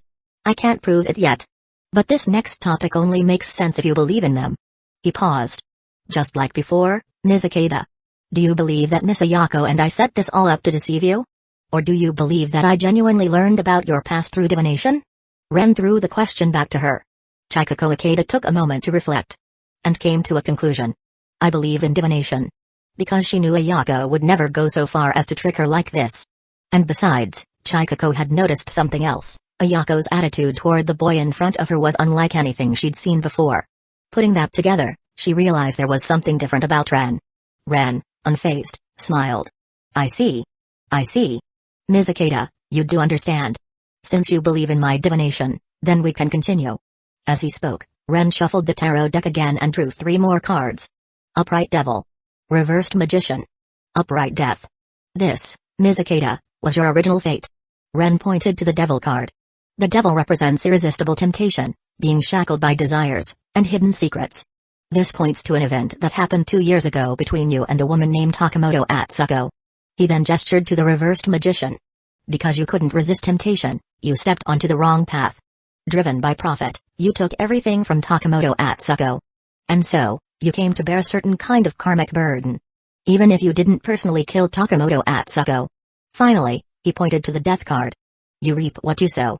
In the university club, someone wanted to help Takamoto Atsuko get revenge. And today is the day Miss Ikeda pays the price. As for what the price is, I believe you already know." Ren gently tapped the Death card with his finger. His words made a chill run down Chikako Ikeda's spine. Chapter 284, Praise the Fool. The silent Chikako Ikeda felt as though her entire past had been laid bare. She hadn't crossed the line in certain matters, which is why she hadn't forcibly taken Atsuko's story. Otherwise, she might have gone to extremes, even pushing Atsuko toward death. But if she had crossed that line, she might really have done something unforgivable. After all, there were too many examples of people doing so for the sake of profit.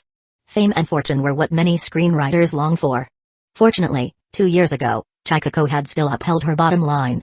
She didn't do anything despicable. She simply reached her goal through normal transactions.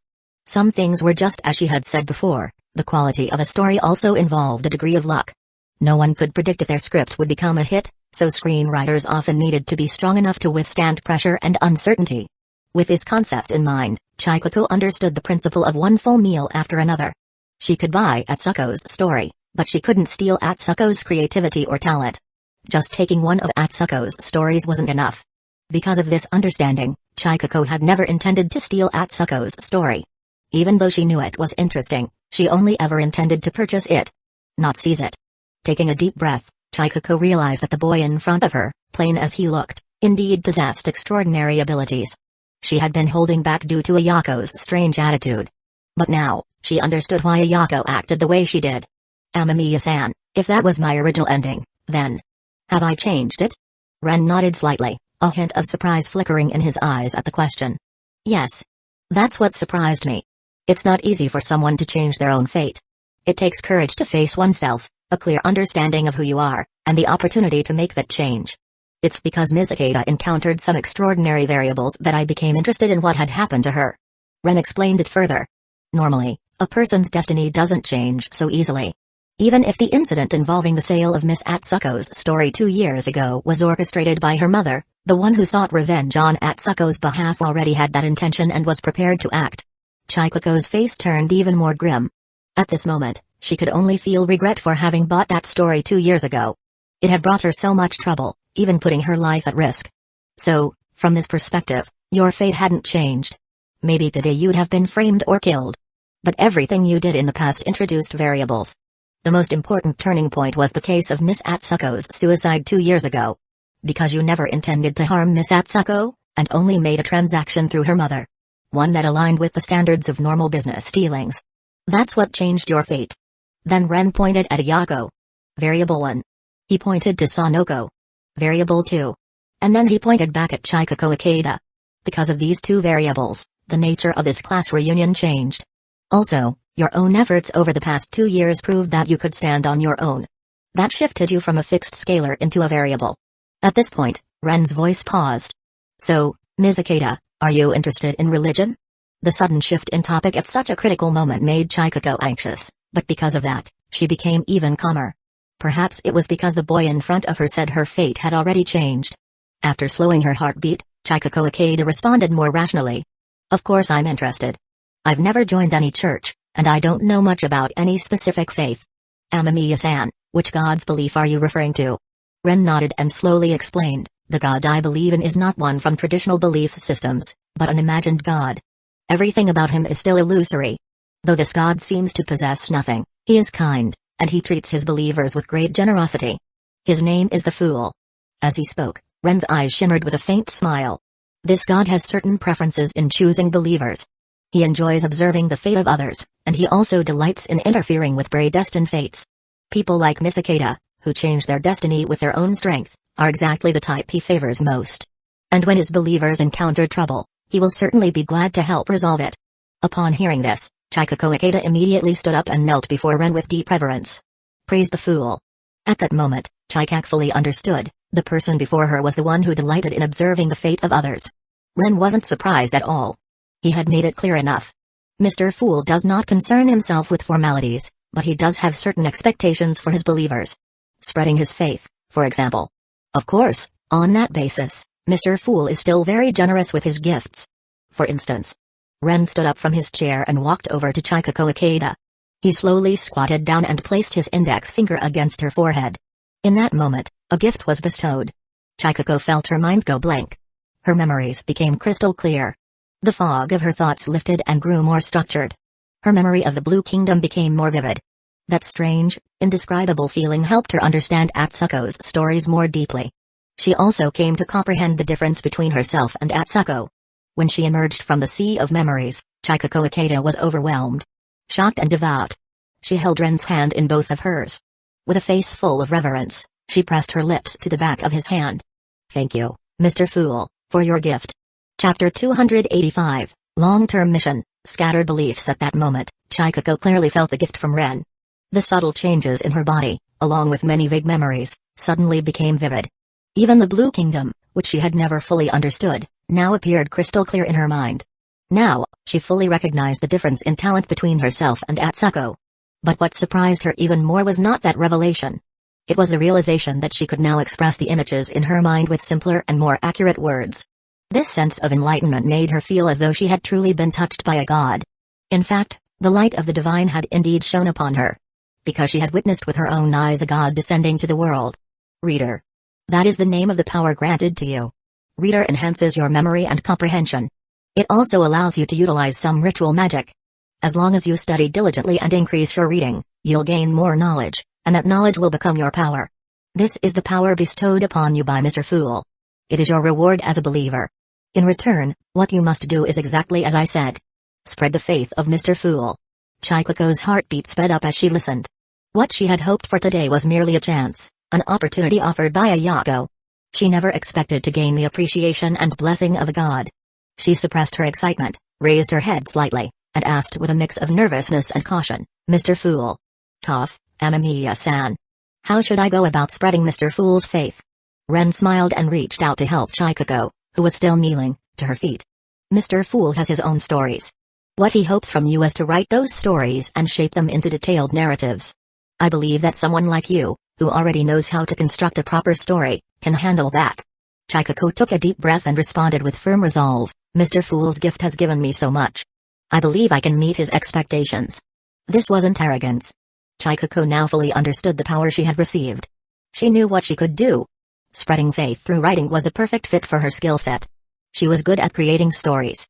Now, with the power of the reader, enhanced memory, sharper understanding, and even ritual magic, she felt completely confident that she could fulfill the task of spreading the faith. That's enough. As for managing believers, Ren had no particular method. So he chose to let each believer handle their own faith dissemination. How far they could go depended on their own ability. There's no need to rush. Mr. Fool understands that spreading faith isn't something that happens easily. Especially for someone working in the literary field. Chikoko understood that too. As a screenwriter, she would need to raise her popularity if she wanted to elevate her standing. That wasn't something that could be accomplished overnight. That's easy. Sanoko suddenly interjected with a bright smile. Chikoko, just focus on writing your stories. When it's time to publish, you can come to me. My sister will definitely help out. Chikoko's eyes lit up. That was a great idea. It could increase her visibility while giving her the opportunity to fulfill her mission of spreading Mr. Fool's faith. Ayako, now fully caught up in the conversation, immediately followed up. Of course, that's no problem. As long as Chikoko finishes her manuscript, she can come to me. Publishing isn't that complicated. With enough money, it was easy to publish printed works. This approach might be simple, but it was also effective.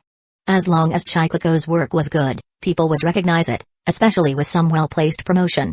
Ayako could handle that without trouble. Ren observed their enthusiasm, but shook his head slightly. There's no need to spend money. If Miss Chikoko's work is truly of value, then let it be published the normal way. Besides, someone who can polish a script over 2 years should have no problem doing this. What's more, now she has the reader's power. That should make her capabilities even more evident. After hearing this, Chikoko nodded confidently. Amamiya-san, I'm confident. Mr. Fool's gift gave me that confidence. I might still be lacking in personal ability, but I believe the reader's power can make up for that gap. Literature requires innovation, cognition, and accumulation. Through the reader's ability, writing skills could be more deeply understood and remembered. The more books she read and knowledge she accumulated, the more she could break through the limitations of her past. Now that she understood the meaning of the reader, Chikoko was overflowing with confidence. In truth, the god's gift had become her greatest source of certainty.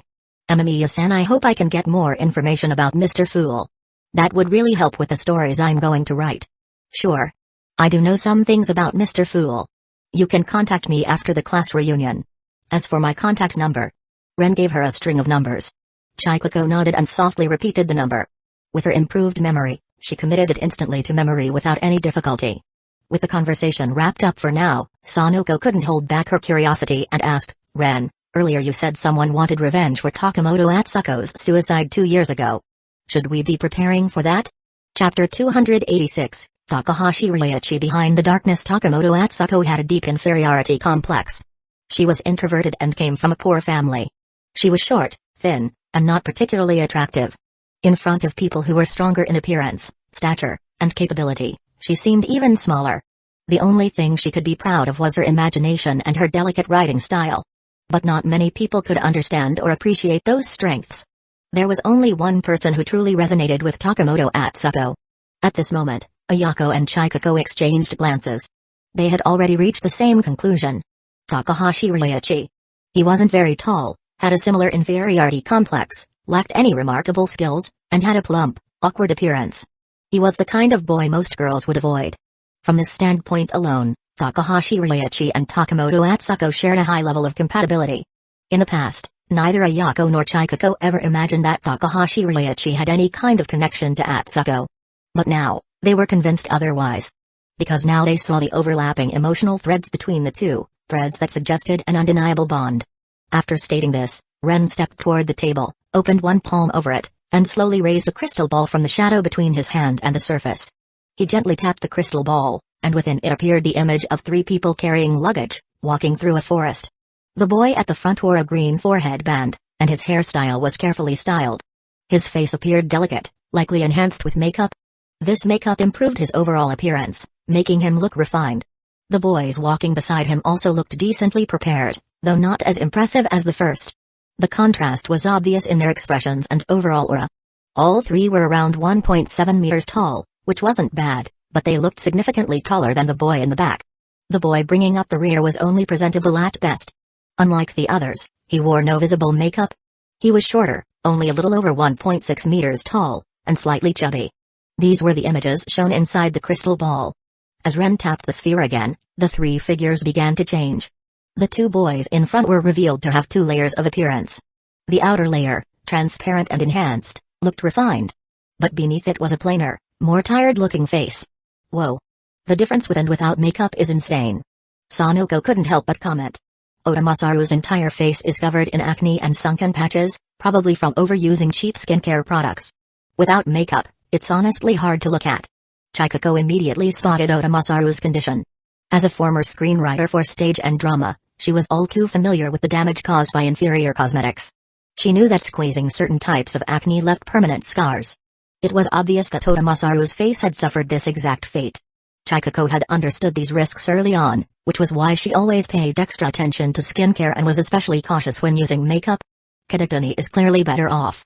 His face just looks a little darker, probably from constant sun exposure. Though the bags under his eyes are pretty heavy. Ayako examined closely. Ignoring the makeup, she felt that Hiraki Kitatani looked far better without it compared to Masaru. Hiraki Kitatani works as an editor for a film magazine. It makes sense that he stays up late a lot. Judging from his skin, he's probably the type often sent abroad for work and doesn't hold a high-ranking position. Chikako knew a bit about her old classmates.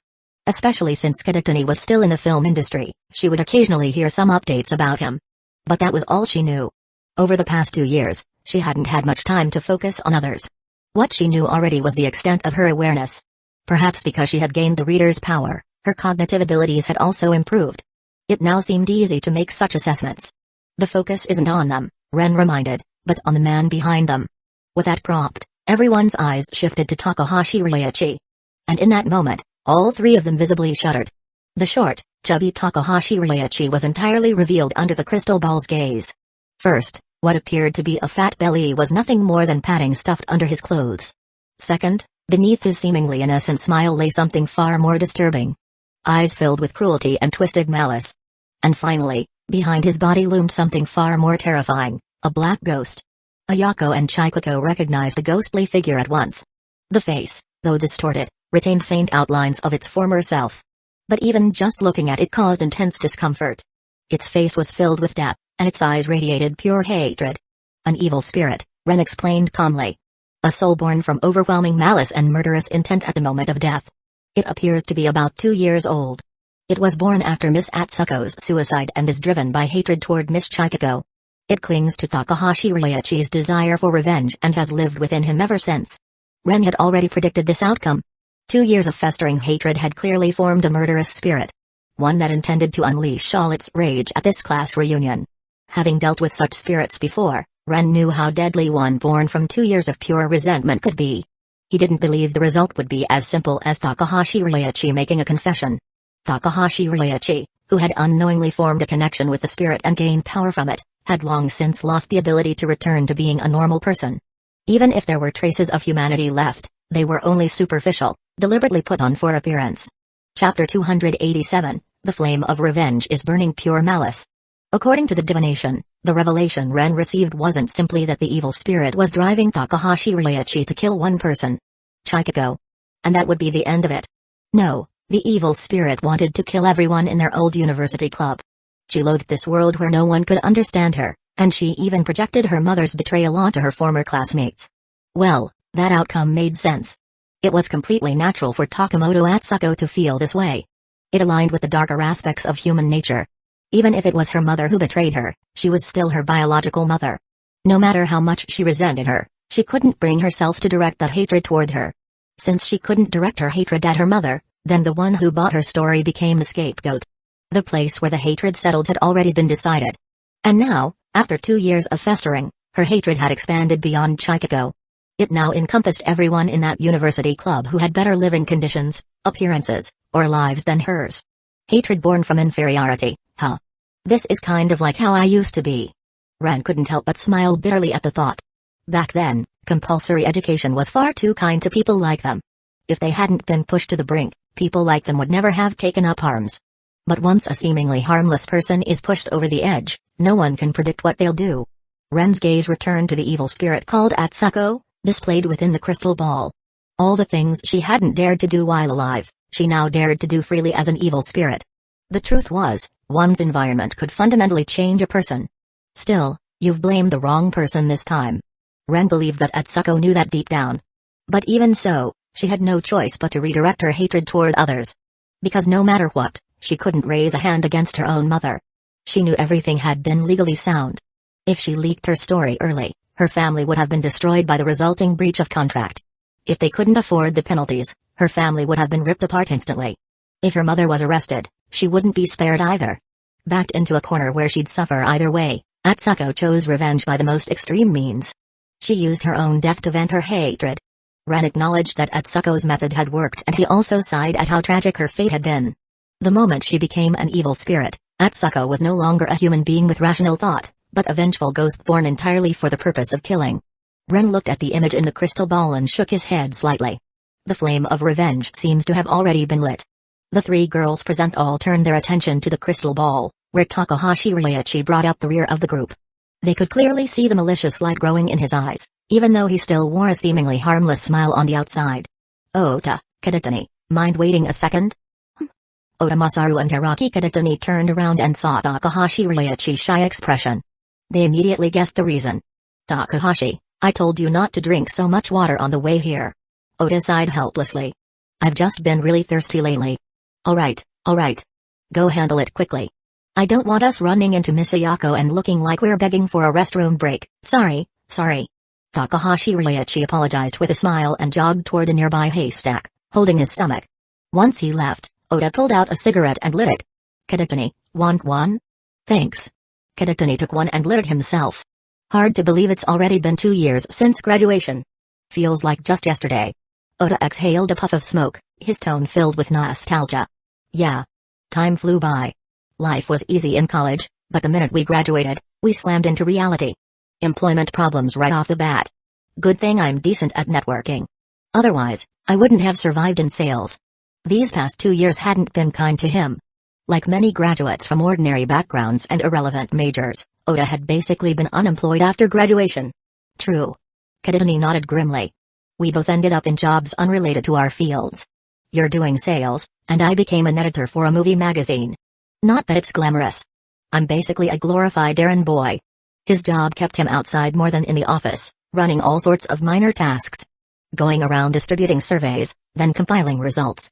Most of my time is wasted on tedious, meaningless stuff. Kadatani glanced at Ota, a bit envious. Ota, your life seems way better than mine. You wear brand-name clothes, so your income must be solid, right? Ota laughed bitterly and took another drag of his cigarette. Sales is like that. If you don't look the part, no one's going to sign a deal with you. The base salary's practically nothing. Your pay depends entirely on how many contracts you land. And to land those. Talking alone isn't enough. They were adults now. Kitatani immediately understood the implication. Having worked near the entertainment industry, he knew exactly what that meant. He patted Ota on the shoulder. Sounds like my job is easier after all. At least I'm finally moving into an office role. You might be stuck where you were for a while. Yeah. Ota sighed helplessly. The only one from our class with a decent life after graduation is Ayako. Well, she is a lady. Her situation's completely different from ours. Kitatani agreed with a bitter smile. Only after graduation had they truly realized the importance of background. Back in college, they dreamed of the future.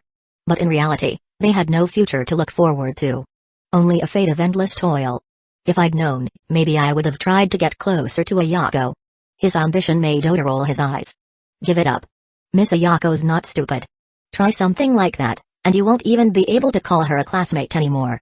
I'm just hoping she'll introduce me to a rich lady so I can stop worrying about food and bills. Kitatani chuckled bitterly. He knew the truth of it. He was just venting. Suddenly, they heard faint footsteps behind them. The sound was deliberately quiet, but as it grew closer, it became noticeable. Finally done, huh? Takahashi. Turning around, Kitatani froze. Takahashi Ryoichi was holding an axe, a twisted grin on his face. The axe swung down viciously. A gut-wrenching scream echoed through the forest trail. Chapter 288, This Guy is Crazy. Plop. A heavy thud echoed as something hit the ground, followed immediately by a blood-curdling scream. Hiraki Kitatani's upper body had fallen to the ground. But what was even more terrifying was that he was still alive. As is commonly known, being cut in half doesn't always result in instant death. Most people die only after bleeding out, all while experiencing the terror of their life slipping away. Otamasaru stood there in shock, frozen, unable to process what had just happened. But while he stood dazed, Takahashi Ryoichi, now fully deranged, did not hesitate. He raised the axe again and slashed it across the immobilized Ota. Blood sprayed across the trail. Ota's body collapsed heavily to the ground. It was only at that moment that Ota finally realized what had happened. The next moment brought searing pain and a numbing loss of sensation from his lower body. His mind blank, he turned his head stiffly. Only to see his lower half still standing in place, with blood gushing violently from the severed point. The instant he realized he had been cut in half, his delayed nerves finally reacted. The surge of agony was so overwhelming it triggered his gag reflex. The intensity of his fear and pain pushed him past his limit, and his vision spun. Then he passed out. But Hiraki Kitatani wasn't as lucky. The sheer intensity of the pain and the overwhelming fear forced him to stay conscious. Takahashi. Why? Kitatani choked out, barely able to form the question. Why? Takahashi tilted his head slightly, as if searching his memories. After a moment, he crouched beside the blood-soaked bodies with the axe still in hand. Why do you think? He asked, smiling faintly. 2 years ago, Atsuko committed suicide. Do I really need to say more? Kitatani coughed up blood, his face filled with disbelief and pain. Atsuko's death wasn't our fault. It wasn't mine or Ota's. She committed suicide. The police confirmed it back then. Yeah, Atsuko committed suicide. Takahashi didn't deny it. He was well aware that the official conclusion was suicide, and the school's surveillance backed it up. Before and after the time of Atsuko's hanging, no one had entered or exited the clubroom. Every potential suspect had an airtight alibi. Everything pointed to one irrefutable conclusion: Atsuko had taken her own life. Takahashi smiled coldly. Of course I know she committed suicide. But so what? You and Ota always look down on me and Atsuko. Just because I'm short and fat and not good looking. Just because Atsuko was quiet, bad at socializing, and came from a poor family. You two always clung to Miss Suzuki and the woman who drove Atsuko to her death. Chikako. You know what I really think?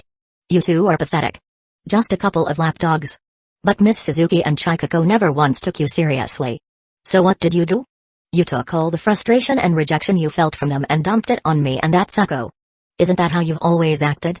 Takahashi had completely snapped. Everything he'd bottled up all these years came pouring out. But none of it made sense to Kitatani. None of it justified what had just happened. This guy is completely insane. Kitatani's vision was fading. His eyes were losing light, and even his voice was slipping away. He knew it was over. His body was beyond saving. All he could do was quietly await the end. TCH. Dead already? Takahashi muttered with clear disappointment as he watched Kitatani lose all movement. He had intended to torment him more, but ended up talking too long. Whatever. These two were just appetizers. The main course is still waiting for me at the villa.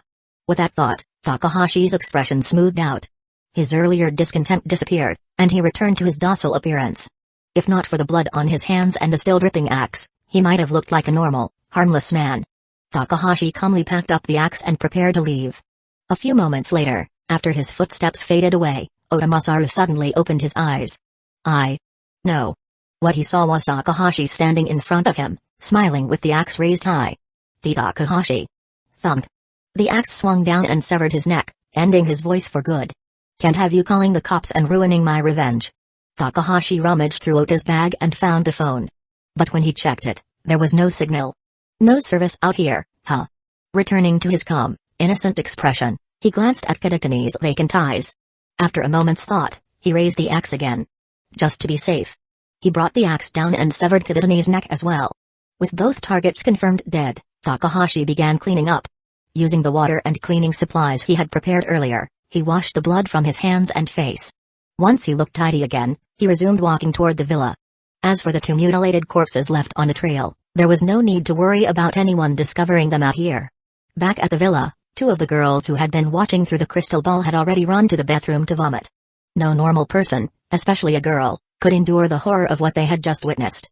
Only Sanoko, who had long been exposed to the darker corners of the world, managed to stay and watch the whole thing. Even so, her face had gone pale. That guy is completely insane. Sanoko felt a deep chill run down her spine. Because she didn't just see what Takahashi Ryoichi had done. She also saw the evil spirit lurking behind him in the shadows. Chapter 289, Be careful, be cautious, and fight fast to win fast. Through the crystal ball, it was clear that the evil spirit behind Takahashi Ryoichi was devouring the souls of Hiraki Kakutani and Masaru Oda, who had just died. Eat. This was the first time Sanoko had seen something like this. This is one of the evil spirit's abilities. Devouring, Ren explained calmly. By consuming souls that haven't yet dissipated, it strengthens its own soul. It's not a conscious reaction, but a survival instinct. He continued, evil spirits aren't without limits. If they don't devour other souls, they'll begin to disintegrate and self-destruct over time. Normally speaking, 2 years is already well beyond the lifespan of an evil spirit. It just shows how strong Takahashi Ryoichi's obsession with revenge is. That unconscious hatred formed an invisible contract with the evil spirit, allowing it to remain attached to him far longer than usual. And because of that, the evil spirit returns some of its power to him. Otherwise, how could an ordinary person have the strength to split someone in half with an axe? Indeed, it was hard to imagine what kind of force was required to do something like that. Not with a guillotine, but a regular axe. However, if he gained power from the evil spirit, then it became far more plausible. Judging by the situation earlier, with the aid of the evil spirit, Takahashi Ryoichi's strength might be comparable to a warrior path sequence 8. As for the evil spirit itself, it was nearly on par with him. The only thing that needed caution was its supernatural ability. Specifically, its scream. Then again, whether this particular evil spirit had a scream ability was still unclear. Last time, while observing the evil spirits on Tsukekage Island, Ren had noticed that they didn't possess any true screaming ability, just mental interference.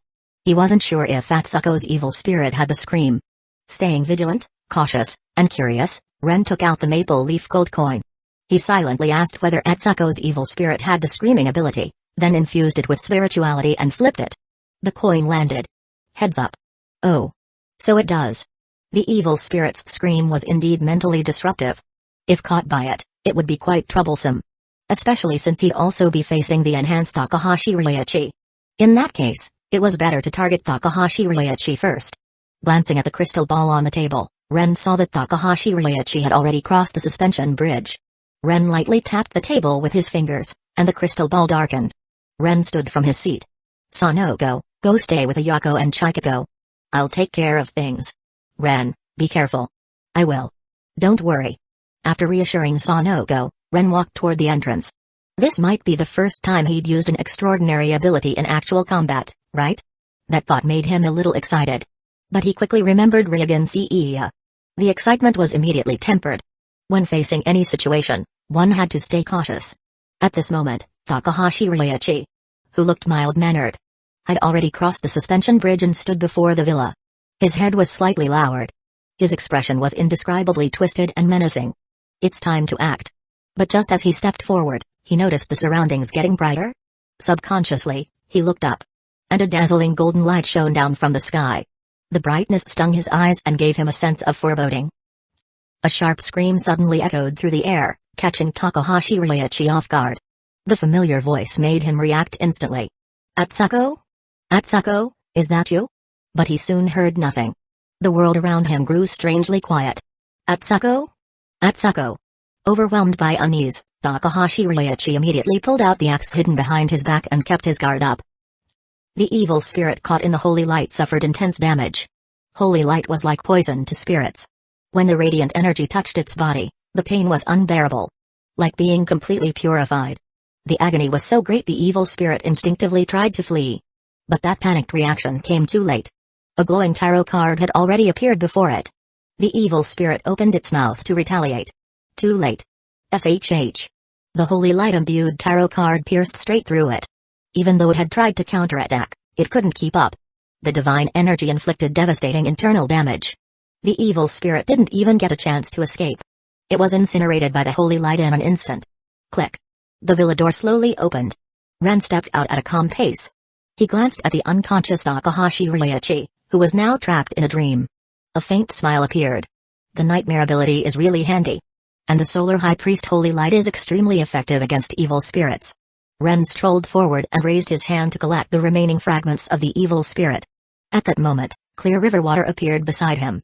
As the water spread, it began to draw together the spirit's remnants, gradually forming a metallic black skull-shaped whistle. Ren examined it and confirmed, a whistle containing the scream ability of the evil spirit. It can cause significant mental shock to anyone who hears it. Mental damage was the most troublesome aspect of evil spirits. Attacks on the spiritual level had no fixed form, and most supernatural abilities were ineffective against spirits unless they had specific traits. But once proper preparations were in place, the threat level of evil spirits dropped significantly. In short, dealing with evil spirits was easier with source materials. Chapter 290, Establishing a trade-off with evil spirits. The evil spirit known as Atsuko had been destroyed, and Takahashi Ryoichi, still trapped in a dream, had lost all ability to resist. Ren was quite intrigued by this unusual case of someone possessed by an evil spirit. He activated his spiritual vision and observed for a moment before shaking his head slightly. The color of the etheric body was dull and lifeless, and the entire body had been deeply affected. His spiritual body also showed signs of heavy fatigue. Ren turned off his spiritual vision and observed directly with his eyes. Aging. He murmured, shaking his head. The evil spirit had used the host's life force and emotions as food. By feeding on those, it had prolonged its own existence. This might have been the price for borrowing the power of an evil spirit. Just like Takahashi Ryoichi's wish. He was willing to give anything for revenge. Ren wasn't sure if Ryoichi had made that decision knowingly, but it was likely the evil spirit had taken root the moment such emotions surfaced. Ryoichi's spirit had been in a prolonged state of negative emotion and madness. Previously, the power of the evil spirit had suppressed it, maintaining a fragile balance between his spirit body and the 24 etheric bodies. But now, it was all unraveling. His once youthful skin dried out rapidly. His thick, sturdy body also began to shrink. Based on the condition of his etheric body and spirit body, Ren could judge that Takahashi Ryoichi's physical age had reached about 60. No wonder people say extraordinary power comes at a price. This one was simply too steep. Ren felt a wave of emotion. Someone in his 20s had already entered a state of physical decline. Even if he woke from this deep sleep, he'd likely go completely insane. No one could withstand a blow like this. Especially since Takahashi Ryoichi's spirit body was already deteriorating, there was a high chance he'd descend into madness at any moment. Of course, Ren didn't have any particular sympathy for this outcome. If it were in the original narrative, maybe his actions would seem somewhat justified. But now that the truth had been divined, the result could only be described as his own choice. In your dream, fulfill your revenge. But once you wake, a prison cell will be your future. After taking one last glance at Takahashi Ryoichi, who remained unconscious on the ground, Ren turned and walked back into the villa. There was no cell signal in the deep mountains. Communication with the outside world still relied on old-fashioned landlines. Back in the room, he found the vintage phone and dialed Sato Mueko's number. The call connected quickly. "Excuse me, who is this?" "Long time no see, Officer Sato." Sato Mueko froze for a moment. Then, recognizing the voice, she glanced around the office and lowered her tone. "Another case?" "Yeah. This time might be a bit tricky." "Huh? You guys are running into trouble during school hours." Sato Mueko recalled that today was Wednesday. It wasn't a holiday. Though it's not something a student should say, I took leave today to accompany my girlfriend to her sister's college reunion. A high school student meeting his girlfriend's sister, huh? Sato Mueko quietly clicked her tongue. This was basically meeting the family.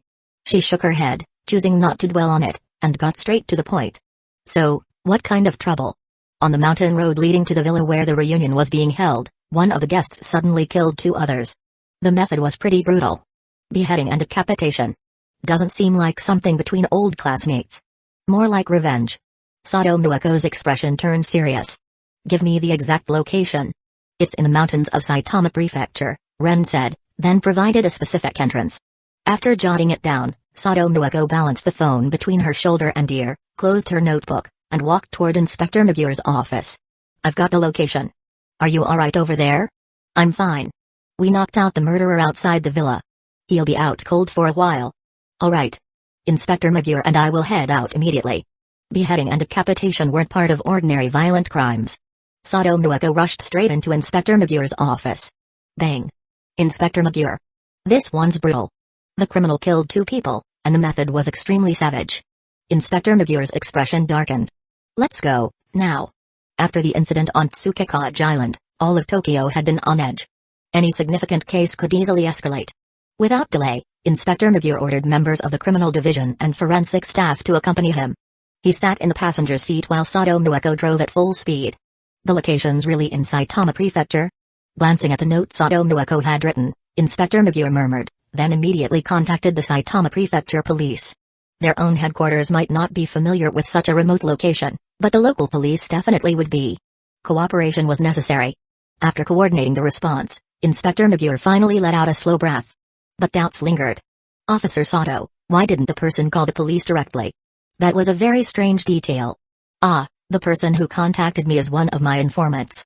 He works as a bodyguard and occasionally shares tips. I think this time it was at his employer's request. Probably trying to avoid unwanted attention. I see. Inspector Maguire nodded. That did sound like something wealthy people would do. Also, his identity is probably inconvenient. As far as I know, he's a hidden bodyguard. Exposing that would create unnecessary trouble for his employer. That kind of thing wasn't unusual. Hidden bodyguards for rich families often avoided the spotlight, and they tried not to contact law enforcement directly unless necessary. Maguire had seen similar cases before. Chapter 291, Psychiatrist Experience. After informing Sato Mueko, Ren took out the maple leaf gold coin and performed a simple divination. Will Sato Mueko help conceal my identity? He flicked the maple leaf gold coin. It spun through the air and landed in his palm. Letter side up.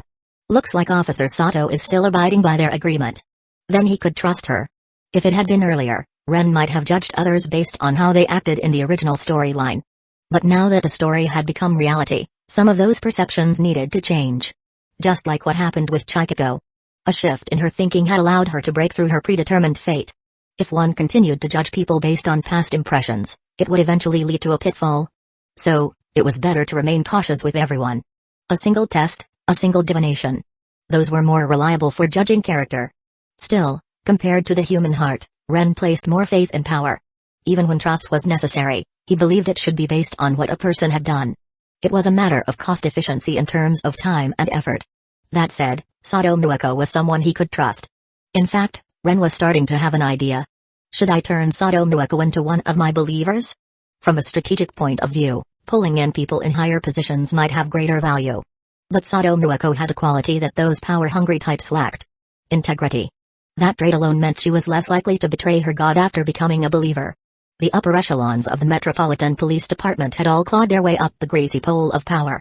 But those who lacked excessive desire for authority and instead held strong ideals. Those people were better suited to becoming believers. And considering how often they would interact going forward, having a believer embedded within the police force might be a significant advantage. When the time was right, he could try. Silently developing a power of his own? Though it was solely for spreading faith, this approach was entirely new to him. Interesting.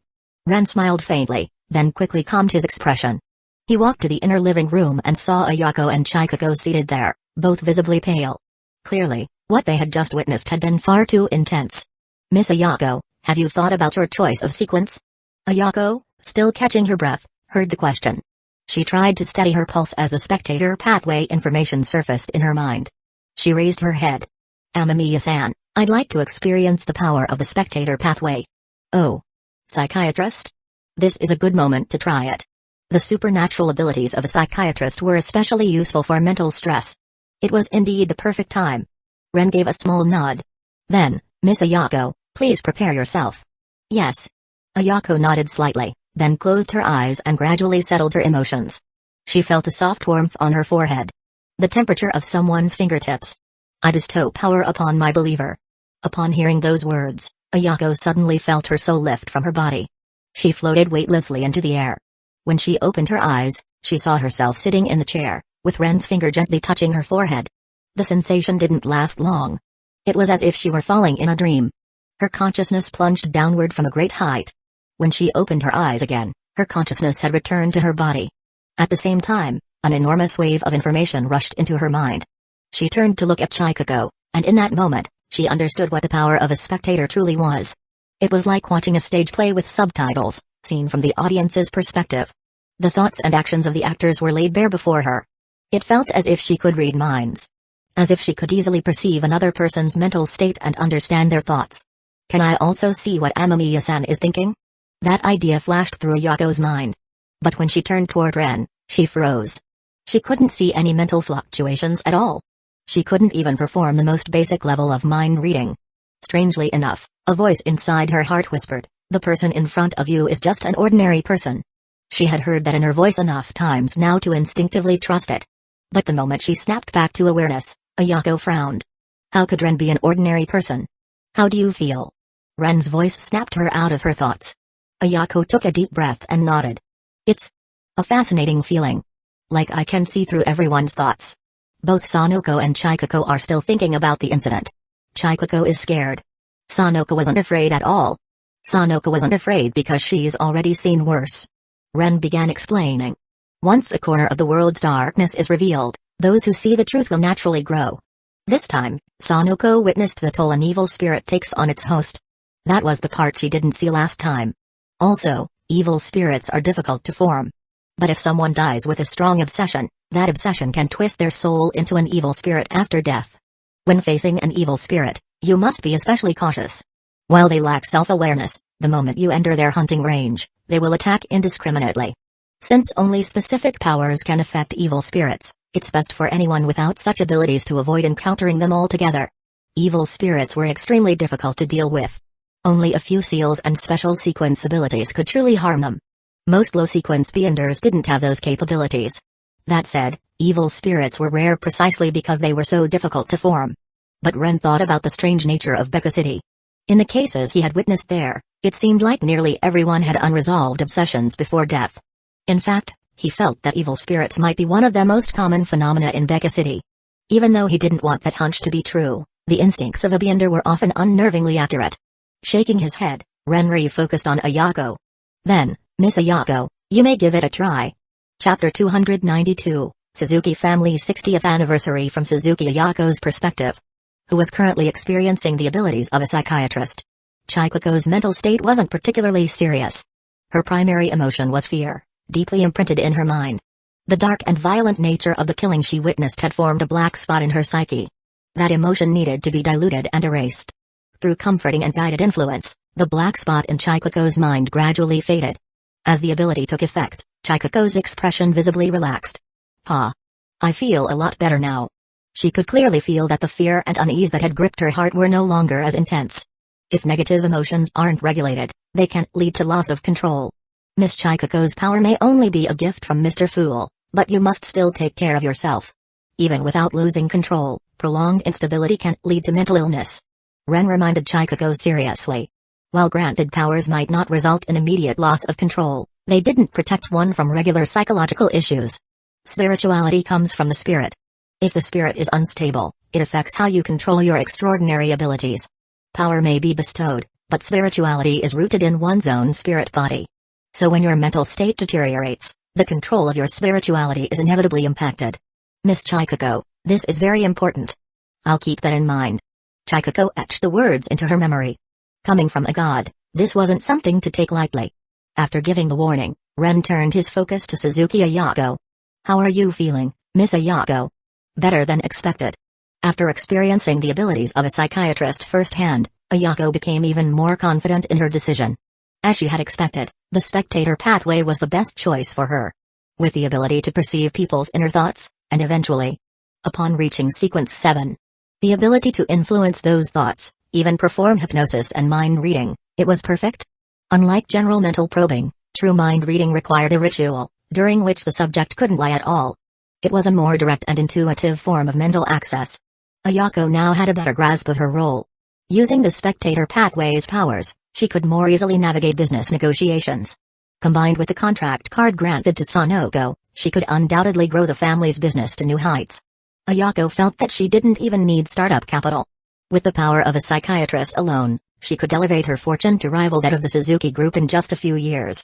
This confirmed it. The spectator pathway was her best path. For me, the power of the spectator pathway is more suitable. It may not improve my personal combat power at this stage, but it can help me fully maximize the potential of our family's business. The secular world may not influence many mystical matters, but it is still the best means of spreading Mr. Fool's faith. Ayako's candid view earned Ren's approval. Indeed, in this world where there were no extraordinary powers beyond evil spirits, secular influence still carried weight. Influence and wealth could absolutely aid in spreading faith. Ren had long believed that all belief systems were rooted in interests. Without real, tangible benefits, no belief could spread widely. In fact, Ren was quite qualified to assess how faith would be received in this country. He had lived in a remote village for 15 years. He had seen many poor, isolated areas where people believed in so-called gods. The poorer the place, the less educated the people were. It was precisely because of this lack of knowledge that secular authority could quickly convince them to believe in divine powers. Just like in his past life, belief in the god of wealth was often the most sincere. Why? Because everyone wants to get rich. Therefore, the purest faith needed to be promoted by the most secular means. Only then could such belief truly bring tangible benefits to people. Miss Ayako's thinking is very sound. Choosing the right pathway not only helps you digest potions faster through acting, but also allows you to better use your abilities while supporting your family. Ren nodded in agreement. Secular power is an essential foundation for a new faith. The best place to plant faith is among the desperate. Offering real benefits to those in suffering is the surest way to gain devotion. It may sound crude, but in any world, faith and money are deeply intertwined. Not everyone is a martyr, and martyrdom doesn't appeal to people with nothing to lose. Miss Ayako, you should find a time to talk with Miss Haramoto. I should also arrange a proper meeting with her. This suggestion immediately sparked an idea in Sanoko. In that case, why not invite Miss Haramoto to the Suzuki family's 60th anniversary celebration? Dad and Mom are planning to invite a lot of people, including many of our corporate partners. But Ayako hesitated. True, but won't it be too noisy? If they were going to discuss something important, it would be better to do so in a quieter setting. Sanoko smiled and explained, no, our meetings aren't that stiff. Even at the Occult Research Club, aside from watching Sanzan in play games, we usually just hang out and chat. There's no need to make the meeting overly formal. She then grinned at Ren. Ren also smiled and replied, that's true. Our gatherings don't need to be so strict. As long as we can find a quiet corner, that's enough. You see? Sanoko gave her sister a look of victory. Ayako sighed helplessly. Chikako, come with me when the time comes. I'll send you an invitation. Chikako nodded softly. I'll definitely be there. Chapter 293, Second Loyal Believer. The diary will respond to a very strong wish. Keeping this in mind, Sanoko entered the quiet room, took out the diary, and began the lottery. As the roulette wheel began spinning, her heart was lifted. Even though she had Ren's assurance, Sanoko was still a little worried when it came to her sister's future. To avoid the possibility of her wish not being strong enough, she kept clasping her hands together and silently praying as the wheel spun. After a while, she cautiously opened her eyes. Seeing the indicator on the roulette wheel, she let out a sigh of relief. Lord of Mysteries, obtained sequence 9 spectator potion. A flask filled with a mysterious liquid appeared on the bed, sealed with an oak cork. The moment the potion materialized, Sanoko jumped up in excitement. Then the girl carefully picked up the flask and stepped out of the room. Waiting just outside was her sister, Ayako. Sanoko smiled and handed the flask into her sister's arms. Sis, you got the potion. Sanoko. At that moment, Ayako looked at her sister's smiling face and felt a strong urge to hug her tightly.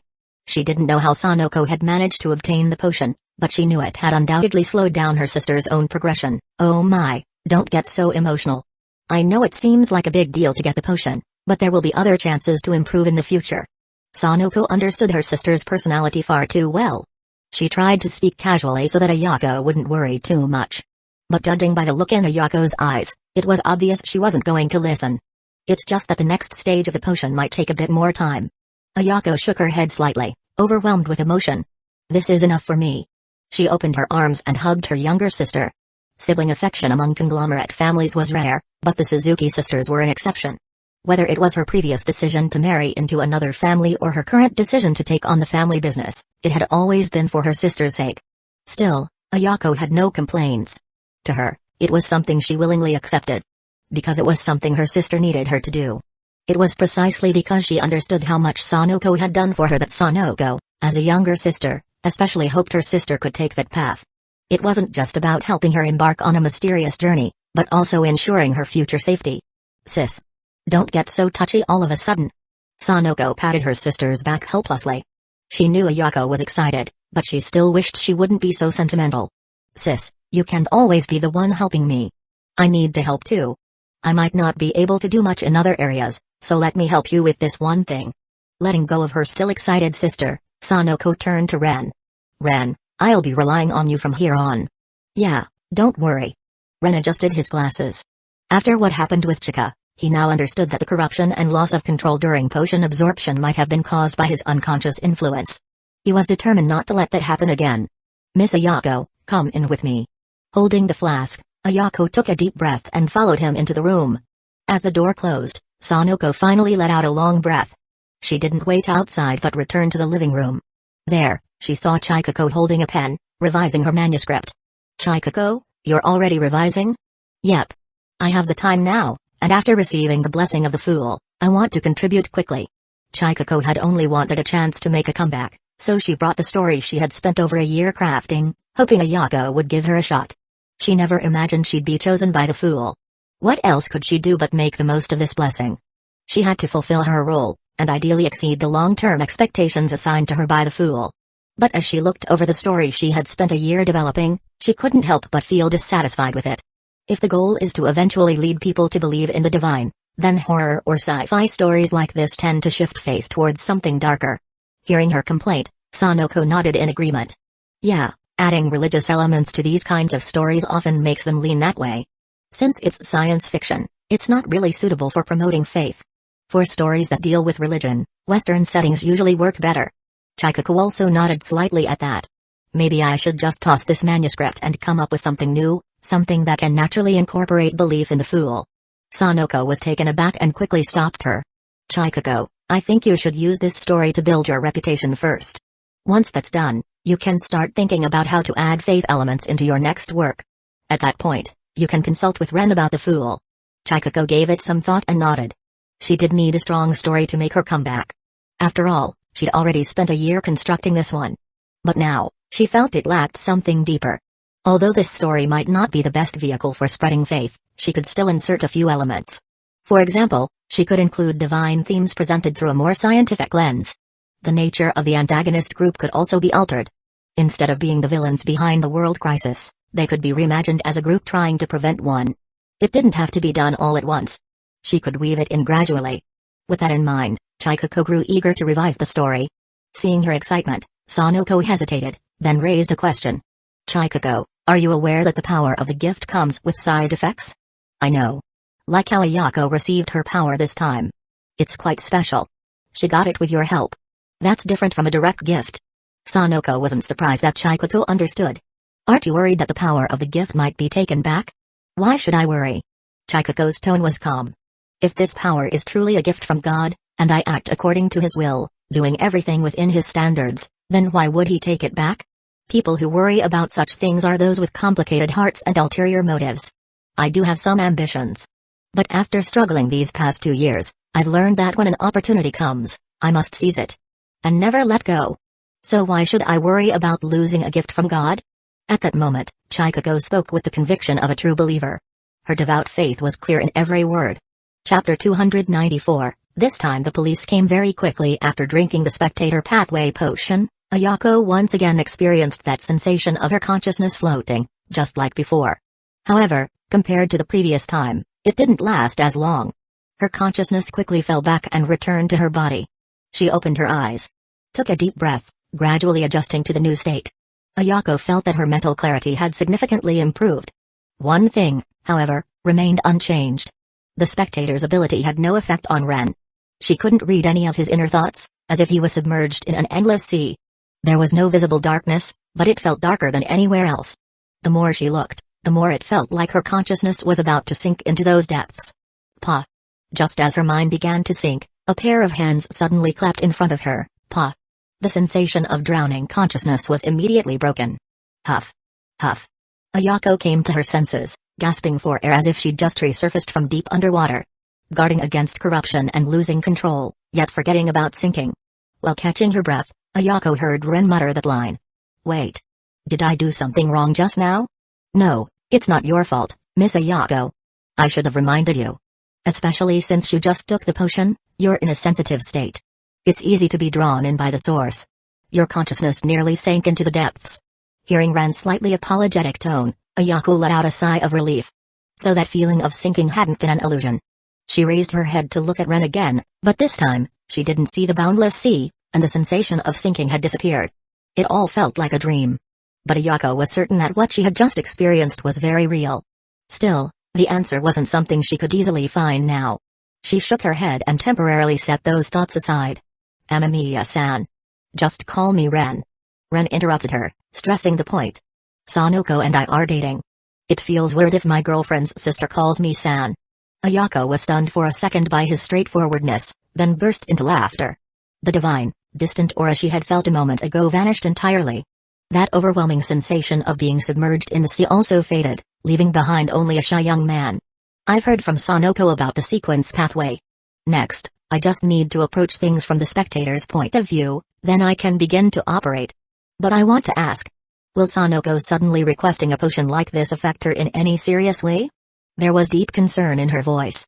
If her younger sister had rushed into this path for her sake, it weighed on her heart. Ren could clearly see how much Ayako cared for Sanoko, and he understood her worry. Even in the world of mysticism, potions weren't easily obtained. Different churches possessed different sequence potions, and the formulas and ingredients were strictly reviewed. That was already the case in the original world, let alone in this world where mysticism was nearly non-existent. However, this was also a matter of love. Don't worry too much, Miss Ayako. Ren gave a reassuring smile. Though mystical potions are rare and precious, we have our own extraordinary ways of acquiring them. These ways are also tied to the stories happening around us. As I mentioned before, Mr. Fool enjoys observing the fates of others. When he sees interesting fates, he tends to become generous out of delight. As for the specific methods, I can only explain more after you've truly gained something. Ayako watched his expressions closely. The spectator potion enhanced her observational skills, and although she still couldn't read Ren's thoughts, she could see that he was speaking truthfully. She didn't pry into how Sanoko had acquired the potion. As long as she knew Sanoko hadn't fallen out of alignment with them, she could relax. Beep, beep. At that moment, sirens blared in the distance, getting closer with each second. Ren walked to the window and looked out. In the darkness of the forest, red and blue flashing lights flickered. It looked like the police would reach the suspension bridge in just a few minutes. They're much faster than I expected. I thought the police wouldn't show up so quickly this time. Ayako smiled at the cliché comment. Indeed, the Tokyo police's inefficiency had long been the butt of countless jokes. I think it's the aftermath of the Tsukekaji Island incident. Reminded by Ayako, Ren recalled just how much trouble that incident had stirred up. I figured they'd talk a big game but do little, like always. Didn't expect them to show some real force this time. Ayako lightly shook her head and explained. I think it's because the Tsukekaji Island situation caused too much commotion. In Tokyo, the home of the Metropolitan Police Department, there was a major drug cartel operating freely, and that entire island chain became the epicenter of drug distribution across nearby regions. That's not just embarrassing. It's dangerous. Our family's also been receiving frequent police notices lately. Of course, they're safety related. To ensure our business operates normally, the MPD has even arranged several patrol cars to monitor areas around our company branches. Ren was a little surprised after hearing this, though not entirely. After all, the Tsukekaji Island case had blown up. If they didn't suppress the atmosphere created by the event, drug networks on other islands could pop up like mushrooms after rain. Now that they had a chance to eliminate it in one strike, the Metropolitan Police could demonstrate a strong stance, and in doing so, reshape their public image. especially after being seen as incompetent and tax-wasting civil servants for so long. Chapter 295, A Case Full of Strange Things. Click. Detectives from the forensics department were diligently photographing the scene. This is brutal. The scene was horrific beyond words. Even veteran forensic investigators rarely came across something this gruesome. The body still retains some warmth, which means the victim hasn't been dead long. Beheaded. Judging from the blood patterns, the head was likely severed after the victim had crawled a short distance. This much could be determined from the blood trails and residual marks on site. However, one issue continued to baffle the detectives. Why didn't the two victims resist? From the scene's condition, there were barely any signs of a struggle. The bodies showed almost no resistance wounds, at least based on initial physical assessments. The beheading was a clean, single strike. A normal human wouldn't be capable of that kind of strength. One of the forensics detectives gave his analysis. Yeah. Judging by the position of the lower half of the body, the victim wasn't knocked out but was nearly cut in half while still standing. Under normal circumstances, the human muscular system would instinctively tense up and resist foreign intrusion, and the spine is the body's hardest internal structure. Unless you're using high-tension steel wire being dragged at great speed, this shouldn't be possible. Another forensic officer followed up with his own assessment. But as soon as they finished speaking, both of them looked around the surrounding area. The pathway was narrow, flanked by dense forest. In such an environment, there was no way to drag a steel wire at high speed. It wasn't the wire moving at high speed, and the victims clearly weren't either. From the moment we arrived, there were no tire tracks. Only footprints from shoes. Another detective added his input. That's not all. The trees around here don't show any marks from tension wires. With the amount of force required, they definitely leave some scarring on the bark.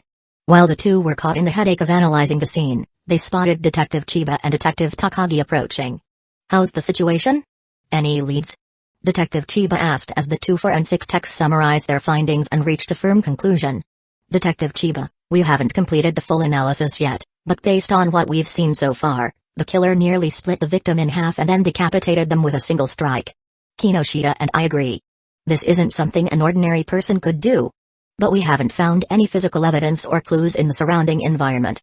Watching the two scratch their heads in frustration, Chiba Kazanobu nodded slightly. Understood. Don't worry too much about how the murder was committed. Just focus on collecting evidence at the scene. Yes, sir. The two forensic detectives saluted and resumed their detailed inspection of the site. After confirming the status of the scene, Chiba Kazanobu walked back with Takagi Wataru. Along the way, it wasn't just the detectives at the immediate crime scene who were working. Officers searched the forests on either side of the road, combing through every inch. No one was idle. The bronze-skinned detective walking beside Chiba Kazanobu couldn't help but ask, Chiba, is this kind of situation normal for a case like this? Not even close. Chiba casually waved his hand, giving a decisive response. It's not that easy to cut a human body in half. Muscle tissue contracts to resist foreign force, and our bones protect vital organs. Aside from teeth, human bones are ridiculously hard. If steel has a hardness rating of 7 to 8, human bones are at least a 4 or 5. Realistically, it's impossible to split someone in half with a regular blade. You'd need something massive and heavy falling with enough gravity, or high-speed steel wire to apply the necessary force. Otherwise, there's just no way to slice through a body with human strength alone. After giving that brief explanation, Chiba added another analogy. It's like when you buy meat. Do you think the butcher can just chop through pork and thick bone in one swing? Not a chance. Just as he was about to move forward again, Chiba suddenly stopped and turned to his colleague. Takagi, don't mention what I just said to the victims. We don't want them thinking we're doubting the credibility of those two young ladies. Also, if you screw up again, you'll really be back working traffic. Takagi Wataru nodded quickly. He had already messed up quite a bit at the MPD recently. During one operation, he almost shot a fellow officer due to a careless mistake. Later, his overexcitement nearly ruined another operation entirely. On top of that, during the Tsukekage Island investigation, he irresponsibly shared sensitive intel with civilians. All of this nearly got him demoted to traffic patrol duty. Takagi wasn't stupid. He knew that if he was transferred back, there'd be zero chance of getting promoted again. He'd be stuck handing out parking tickets for the next 10 years. Seeing that the idiot was finally listening, Chiba Kazanobu sighed. To be honest, dealing with him was exhausting. Maybe that's what happens when a guy spends years as a traffic officer before suddenly switching to investigations. It takes time to adjust. Still, experience could be built little by little, as long as he didn't make mistakes every day. Otherwise, you'd be packing your bags before you ever got the hang of the job. Chiba Kazanobu and Takagi Wataru crossed the wooden suspension bridge, passed the staff stationed out front, and entered the villa. Huh? The cut marks on the bodies match the axe found on the killer? As soon as Chiba stepped inside, he heard Inspector Megure exclaim. Confirmed?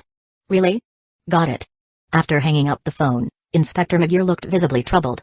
A man had used an axe to split two people in half and then decapitate them. The wounds matched the axe precisely, and the cause of death was basically confirmed. And yet, despite how straightforward it sounded, this case was still filled with inexplicable elements. Chapter 296, Long reminder. The wounds on the victim's body were confirmed to have been made by an axe. The incision marks had been compared and verified. Basically, the torso was cleaved at the waist. But even with that conclusion, Megure Juzo's instincts told him that no normal person should possess such strength. This created a frustrating loop in his thoughts. The forensic analysis was solid.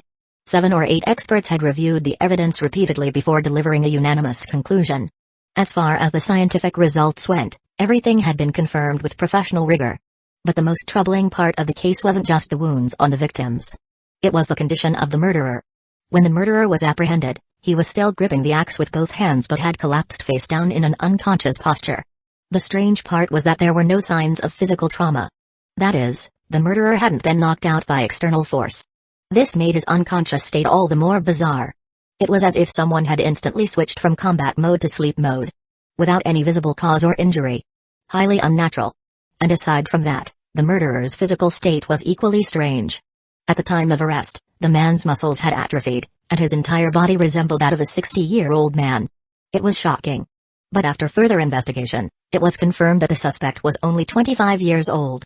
Security footage from a convenience store even showed him entering the forest in a normal, healthy state. Yet just a few hours later, his body looked like that of an elderly man. That alone was bizarre to the extreme. And to make matters more complicated, the 4 most normal people at the scene now seemed suspicious by contrast. Of course, Megure Juzo understood this was mostly psychological bias. Inspector Megure. He turned to see a familiar subordinate. What's the situation? Chiba Kazanobu immediately stood at attention and reported. Based on the scene, the murderer split both victims in half and then decapitated them in a single strike. The blood patterns and body positions confirm this. Also, based on body temperature, time of death is within 2 hours. The murder occurred on a forest path. No signs of steel wires in the vicinity. We can basically rule out other murder methods. The search team recovered the bag used to store the axe, hidden in the woods. According to the forensic team, the bag is covered with the suspect's fingerprints. It's also confirmed that the axe was prepped in advance by the suspect. But aside from clues related to the victims and the suspect, no additional evidence has been found. There are some wheel marks. Probably from luggage. But no tire tracks. Given how remote this place is, few people come here. Listening to Chiba's report, Megure Juzo's face darkened. He knew that this essentially meant the case was being finalized. Unlike unclear or ambiguous incidents, this case's facts were crystal clear. So much so that there was almost no room to suspect another culprit. Despite the many oddities, Megure also understood the real gravity of the situation. As a veteran officer of the Metropolitan Police Department, he knew some cases couldn't be explained with common sense. And when that happened, the next step was clear.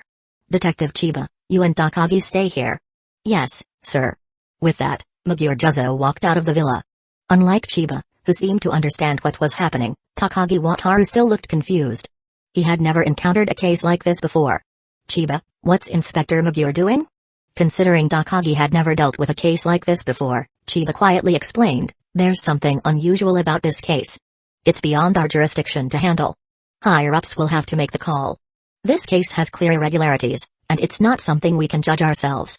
Just keep your head down and be careful when we're working on cases like this. Don't say anything unnecessary. Got it? Takagi Wataru nodded, somewhat confused, but took the advice seriously and memorized it. And you remember what I told you last time, right? Yeah. At the mention of that topic, Takagi looked embarrassed. Chiba nodded slightly, but just to be safe, he emphasized again, there are at least 80 officers in the whole MPD who like Officer Sato. Inspector Megure is well aware of the internal competition, but he doesn't mind it too much. But romance is something for after work. Don't let it interfere with your job. That's what really matters for us detectives. As a criminal investigator, doing your actual job was the most important thing. Chiba stressed this because the idiot standing in front of him had already messed up many times, mostly due to carelessness and lack of professionalism. A lot of it, of course, had to do with Officer Sato. There are plenty of people openly chasing Officer Sato in the MPD. Guys like Shiratori have both status and background. What do you have? Aside from being somewhat handsome. Nothing. Takagi sighed, looking helpless. He also felt disheartened about his own mediocrity. He was just a plain old detective. No strong backing, no special qualifications. His only experience came from being a traffic officer. He had practically no field experience with real cases. By any metric, his credentials were currently bottom tier. Chiba was well aware of Takagi's situation. He wasn't trying to hurt his pride. He just wanted him to get real. So focus on doing your job. Build up experience. At the very least, try to handle serious cases. Otherwise, you think they'll let you near high-stakes investigations? You'll be stuck tailing me forever. Officer Sato is a known career-minded professional in the MPD. She usually works under Inspector Magure. Even though she's not in the professional track, she's already a deputy inspector. You think the gap between you two won't grow wider? Takagi didn't need to think hard to know the answer. Of course, it would. But in this moment, his expression turned serious. Don't worry, Chiba. I'll take my job seriously from now on. Chapter 297, I want to know. At the same time, Sato Mueko was conducting an investigation inside the villa. The guest rooms on the second floor were all unoccupied, but it seemed as if each room had been thoroughly cleaned just the day before. Almost all the vacant rooms could be seen at a glance. There was essentially nowhere to hide anything. She stepped out through the glass door and walked onto the second-floor balcony. The balconies weren't shared between rooms, but each one offered a fairly good view. Still, the suspension bridge was a good 200 to 300 meters away. The area was densely forested, and the edge of the woods formed a ravine that completely cut off this place from the surrounding forest. Other than the suspension bridge, this place had essentially been isolated from the outside world. Sato Mueko couldn't help but be puzzled. Why were the wealthy so fond of building villas in places like this? The transportation was inconvenient, and travel itself posed safety risks. It would be far too easy for someone with ill intent to destroy the old wooden bridge. Looking out from the balcony, Mueko could see several members of the forensics department combing the area where the murderer had collapsed. The suspension bridge could be clearly seen from the villa. There were no visual obstructions. The straight-line distance between the woods and the bridge was over 50 meters, which meant there was almost nowhere to hide for anyone planning a surprise attack on the killer. So how had he fainted? This was a major question. One even Mueko couldn't wrap her head around. And aside from that, the killer himself was a walking mystery. How could a man with such visible muscle atrophy violently kill two people? Just a few hours earlier, he had appeared in normal condition. But now, his body resembled that of an elderly man. It was anything but normal. Sato Mueko had already pieced together the obvious inconsistencies. She understood that while the murder itself was direct and clear, everything surrounding it was utterly absurd. A seemingly straightforward case, yet full of incomprehensible elements. And for some reason, the image of that boy flashed through her mind. He knew something. Thinking of that, Sato Mueko recalled what she had seen upon entering. All of the key witnesses seemed like they already understood everything. No, not seemed. They did know. Realizing this, Sato Mueko decided to start with the one person she had interacted with most. Ren. She went downstairs and arrived at the room where the group was resting. She knocked gently on the door. Knock knock knock. Come in. A calm female voice responded. Sato Mueko opened the door and stepped inside. It was a small reception room, also used as a tea room. 4 people were seated at a round table's 4 corners, enjoying cakes and black tea. It was a rare moment of peace after the chaos. Mueko noticed that both Suzuki's sisters looked a little pale, and Chikako, who was scribbling something with a pen, also seemed tense. Only Ren remained as calm as ever, like the surface of an ancient, undisturbed well. Not a single ripple. Apologies for interrupting your break. I still have a few questions regarding the case and need to ask that gentleman some routine inquiries. Why? Sanoko frowned. She didn't mind cooperating with the police, but the repeated questioning was beginning to wear on her nerves. Sanoko. Ren cut her off gently, setting down his teacup and standing up. Since Officer Sato still has questions, it's only natural I cooperate with the investigation. As he spoke, Ren also glanced at Ayako. Ayako returned his gaze, then looked at Mueko and gave a small nod. Ren then followed Mueko out of the room. As the door closed behind them, Ayako's expression turned serious. Looks like this case is just too unusual. That female detective seems to suspect us. That immediately triggered a response from Sanoko. How could anyone think what that guy did was normal? Ayako and Chikako both let out soft sighs. They had witnessed the murder firsthand. They knew better than anyone just how abnormal Takahashi Ryoichi had been. How could professional investigators not realize the same? I just hope Ren handles it well. Sanoko wasn't really worried about what would come after. They hadn't participated in the murder. In fact, they were victims themselves, and had nothing to hide. The second round of questioning from the detective was probably just an attempt to get closer to the truth. Still, it all depended on how Ren responded. After exiting the room, Ren followed Sato Mueko to a quieter room on the second floor. No other detectives were investigating the villa at this point. All the critical evidence was outside. The killer had been arrested at the suspension bridge. The crime had occurred along the forest trail across the bridge. There was nothing particularly valuable to find inside the villa itself. That was why Mueko had brought him upstairs, away from the others. So, was it you? She wasted no time. Her directness was astonishing. Ren simply shook his head. Detective, it should be clear this incident has nothing to do with us. No one wanted any of this to happen. And you're being a bit too forward. Why are the victims being treated like suspects in a murder case? What do you think? Sato Mueko fixed her gaze on him. When you spoke to me earlier, you described the scene with such clarity. It's obvious you saw everything. I don't know whether you watched it through surveillance footage or something else, but it's clear that you're very closely connected to this case. She glanced out the glass door, toward the suspension bridge. And that killer, right after murdering 2 people, was in an extremely heightened emotional state.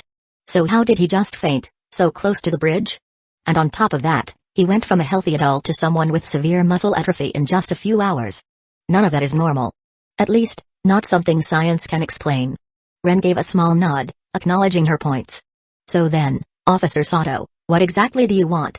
Sato Mueko took a deep breath. She knew this was where the real conversation would begin. I want to know. Does this incident have anything to do with you? Chapter 298, Materialism and Broken Beliefs. Although I'd love to help Officer Sato add some dramatic twists to this incident, unfortunately, there's no plot reversal in this case. Ren didn't joke around. He got straight to the point. The tragedy in this case was caused by Takahashi Ryoichi. The reason the police can't close the case easily, even with clear evidence and witnesses, is that several aspects defy scientific explanation. Sato Mueko immediately caught on to the core issue. So, what do you mean by defy scientific explanation? At the same time, her mind raced, reviewing every strange detail about the case. There was no flaw in the chain of evidence.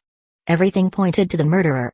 And yet, all the evidence described actions beyond what a human being should be capable of. That contradiction was the crux of the problem.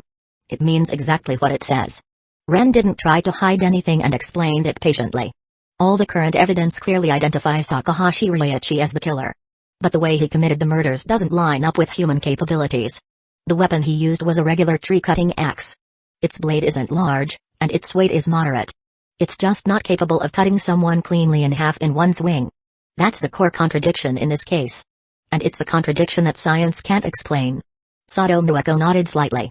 That much was true. Nothing about it made scientific sense.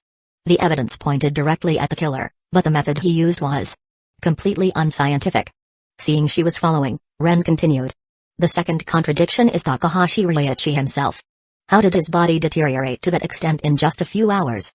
He looked like a man in his 60s or even 70s. And it wasn't just muscle atrophy. His entire body was affected by the aging. But this wasn't caused by natural time progression, it was triggered by an external factor.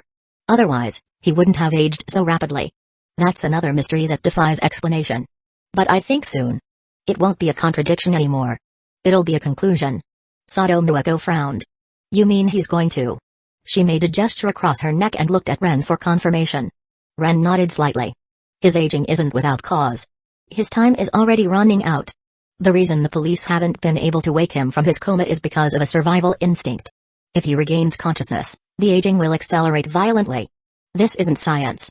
It's a phenomenon caused by something beyond it. Sato Mueko fell silent. This time, she truly didn't know how to respond. The murderer was going to die. Due to aging. That in itself was deeply unnatural. But what truly shocked her was that all of this had come from the mouth of someone she thought was just a witness. Unable to find a scientific rationale, Mueko suddenly had a strong, nagging intuition. Maybe this really was the truth. One that couldn't be explained. She quickly raised her eyes to Ren. At this moment, she realized something else. This boy was also enveloped in fog. So then, how do you know all of this? I just happen to gain access to certain knowledge. That's how I can understand what's going on. Just like what happened on Tsukekage Island. At that, Mueko finally understood why he knew so much. She took a deep breath. So you're the one who called the police during the Tsukekage Island incident? Ren didn't deny it. Yes. Even I was shocked by what those drug dealers were doing. It was inhumane. They matched every bit of what I imagine real traffickers to be. Of course, aside from knowing those details, I didn't do anything else. Just like today. Otherwise, why would I have called the police? Of course I know you weren't the one who did it. Sato Mueko rolled her eyes at him. Judging from how entrenched those drug dealers were, they must have been using Tsukekage Island as a trafficking hub for over a decade. Do you think a high school student could have lived through all of that? After venting a little, Mueko felt more at ease. Now, she was just curious about what had actually happened to Takahashi Ryoichi. So, what exactly happened to the murderer? Does Officer Sato want the truth, or something else? The truth, obviously. Ren nodded slightly, then replied directly, he was possessed by an evil spirit. The bluntness of his answer left Mueko speechless. She had expected a roundabout explanation. Maybe 2 or 3 layers of build-up. But he just dropped it on her like a hammer. Evil spirits. Was this even real language? Mueko composed herself and asked again, this time with disbelief coloring her tone. Are you serious? In this day and age, there are things like evil spirits. Then why is Officer Sato so certain they don't exist? Think about this case. Review every abnormality you observed. Now consider what I just told you. Sato Mueko mentally ran through the abnormalities again, now under the lens of Ren's evil spirit claim. Strangely, it all started to line up. Was this real? Was he kidding? Hard to believe, isn't it? She shot an annoyed look at Ren. What do you think? This explanation is shattering decades of my worldview. It's like telling a mathematician that math doesn't exist. You think any of them would take that well? Ren thought back to the physicists in the three-body problem. He understood how this kind of cognitive shift could destroy someone's internal logic. Yeah, I get it. Those scientists are all materialists who would reject anything that goes against their beliefs. If reality put that much pressure on them, suicide wouldn't be out of the question. After a long pause, Sato Mueko finally calmed her breathing and looked at the boy in front of her again. This topic is a bit beyond what I can handle right now. I'll focus on investigating the case first. When I've wrapped that up, I'll come back. By then, I'll be mentally prepared to hear the rest.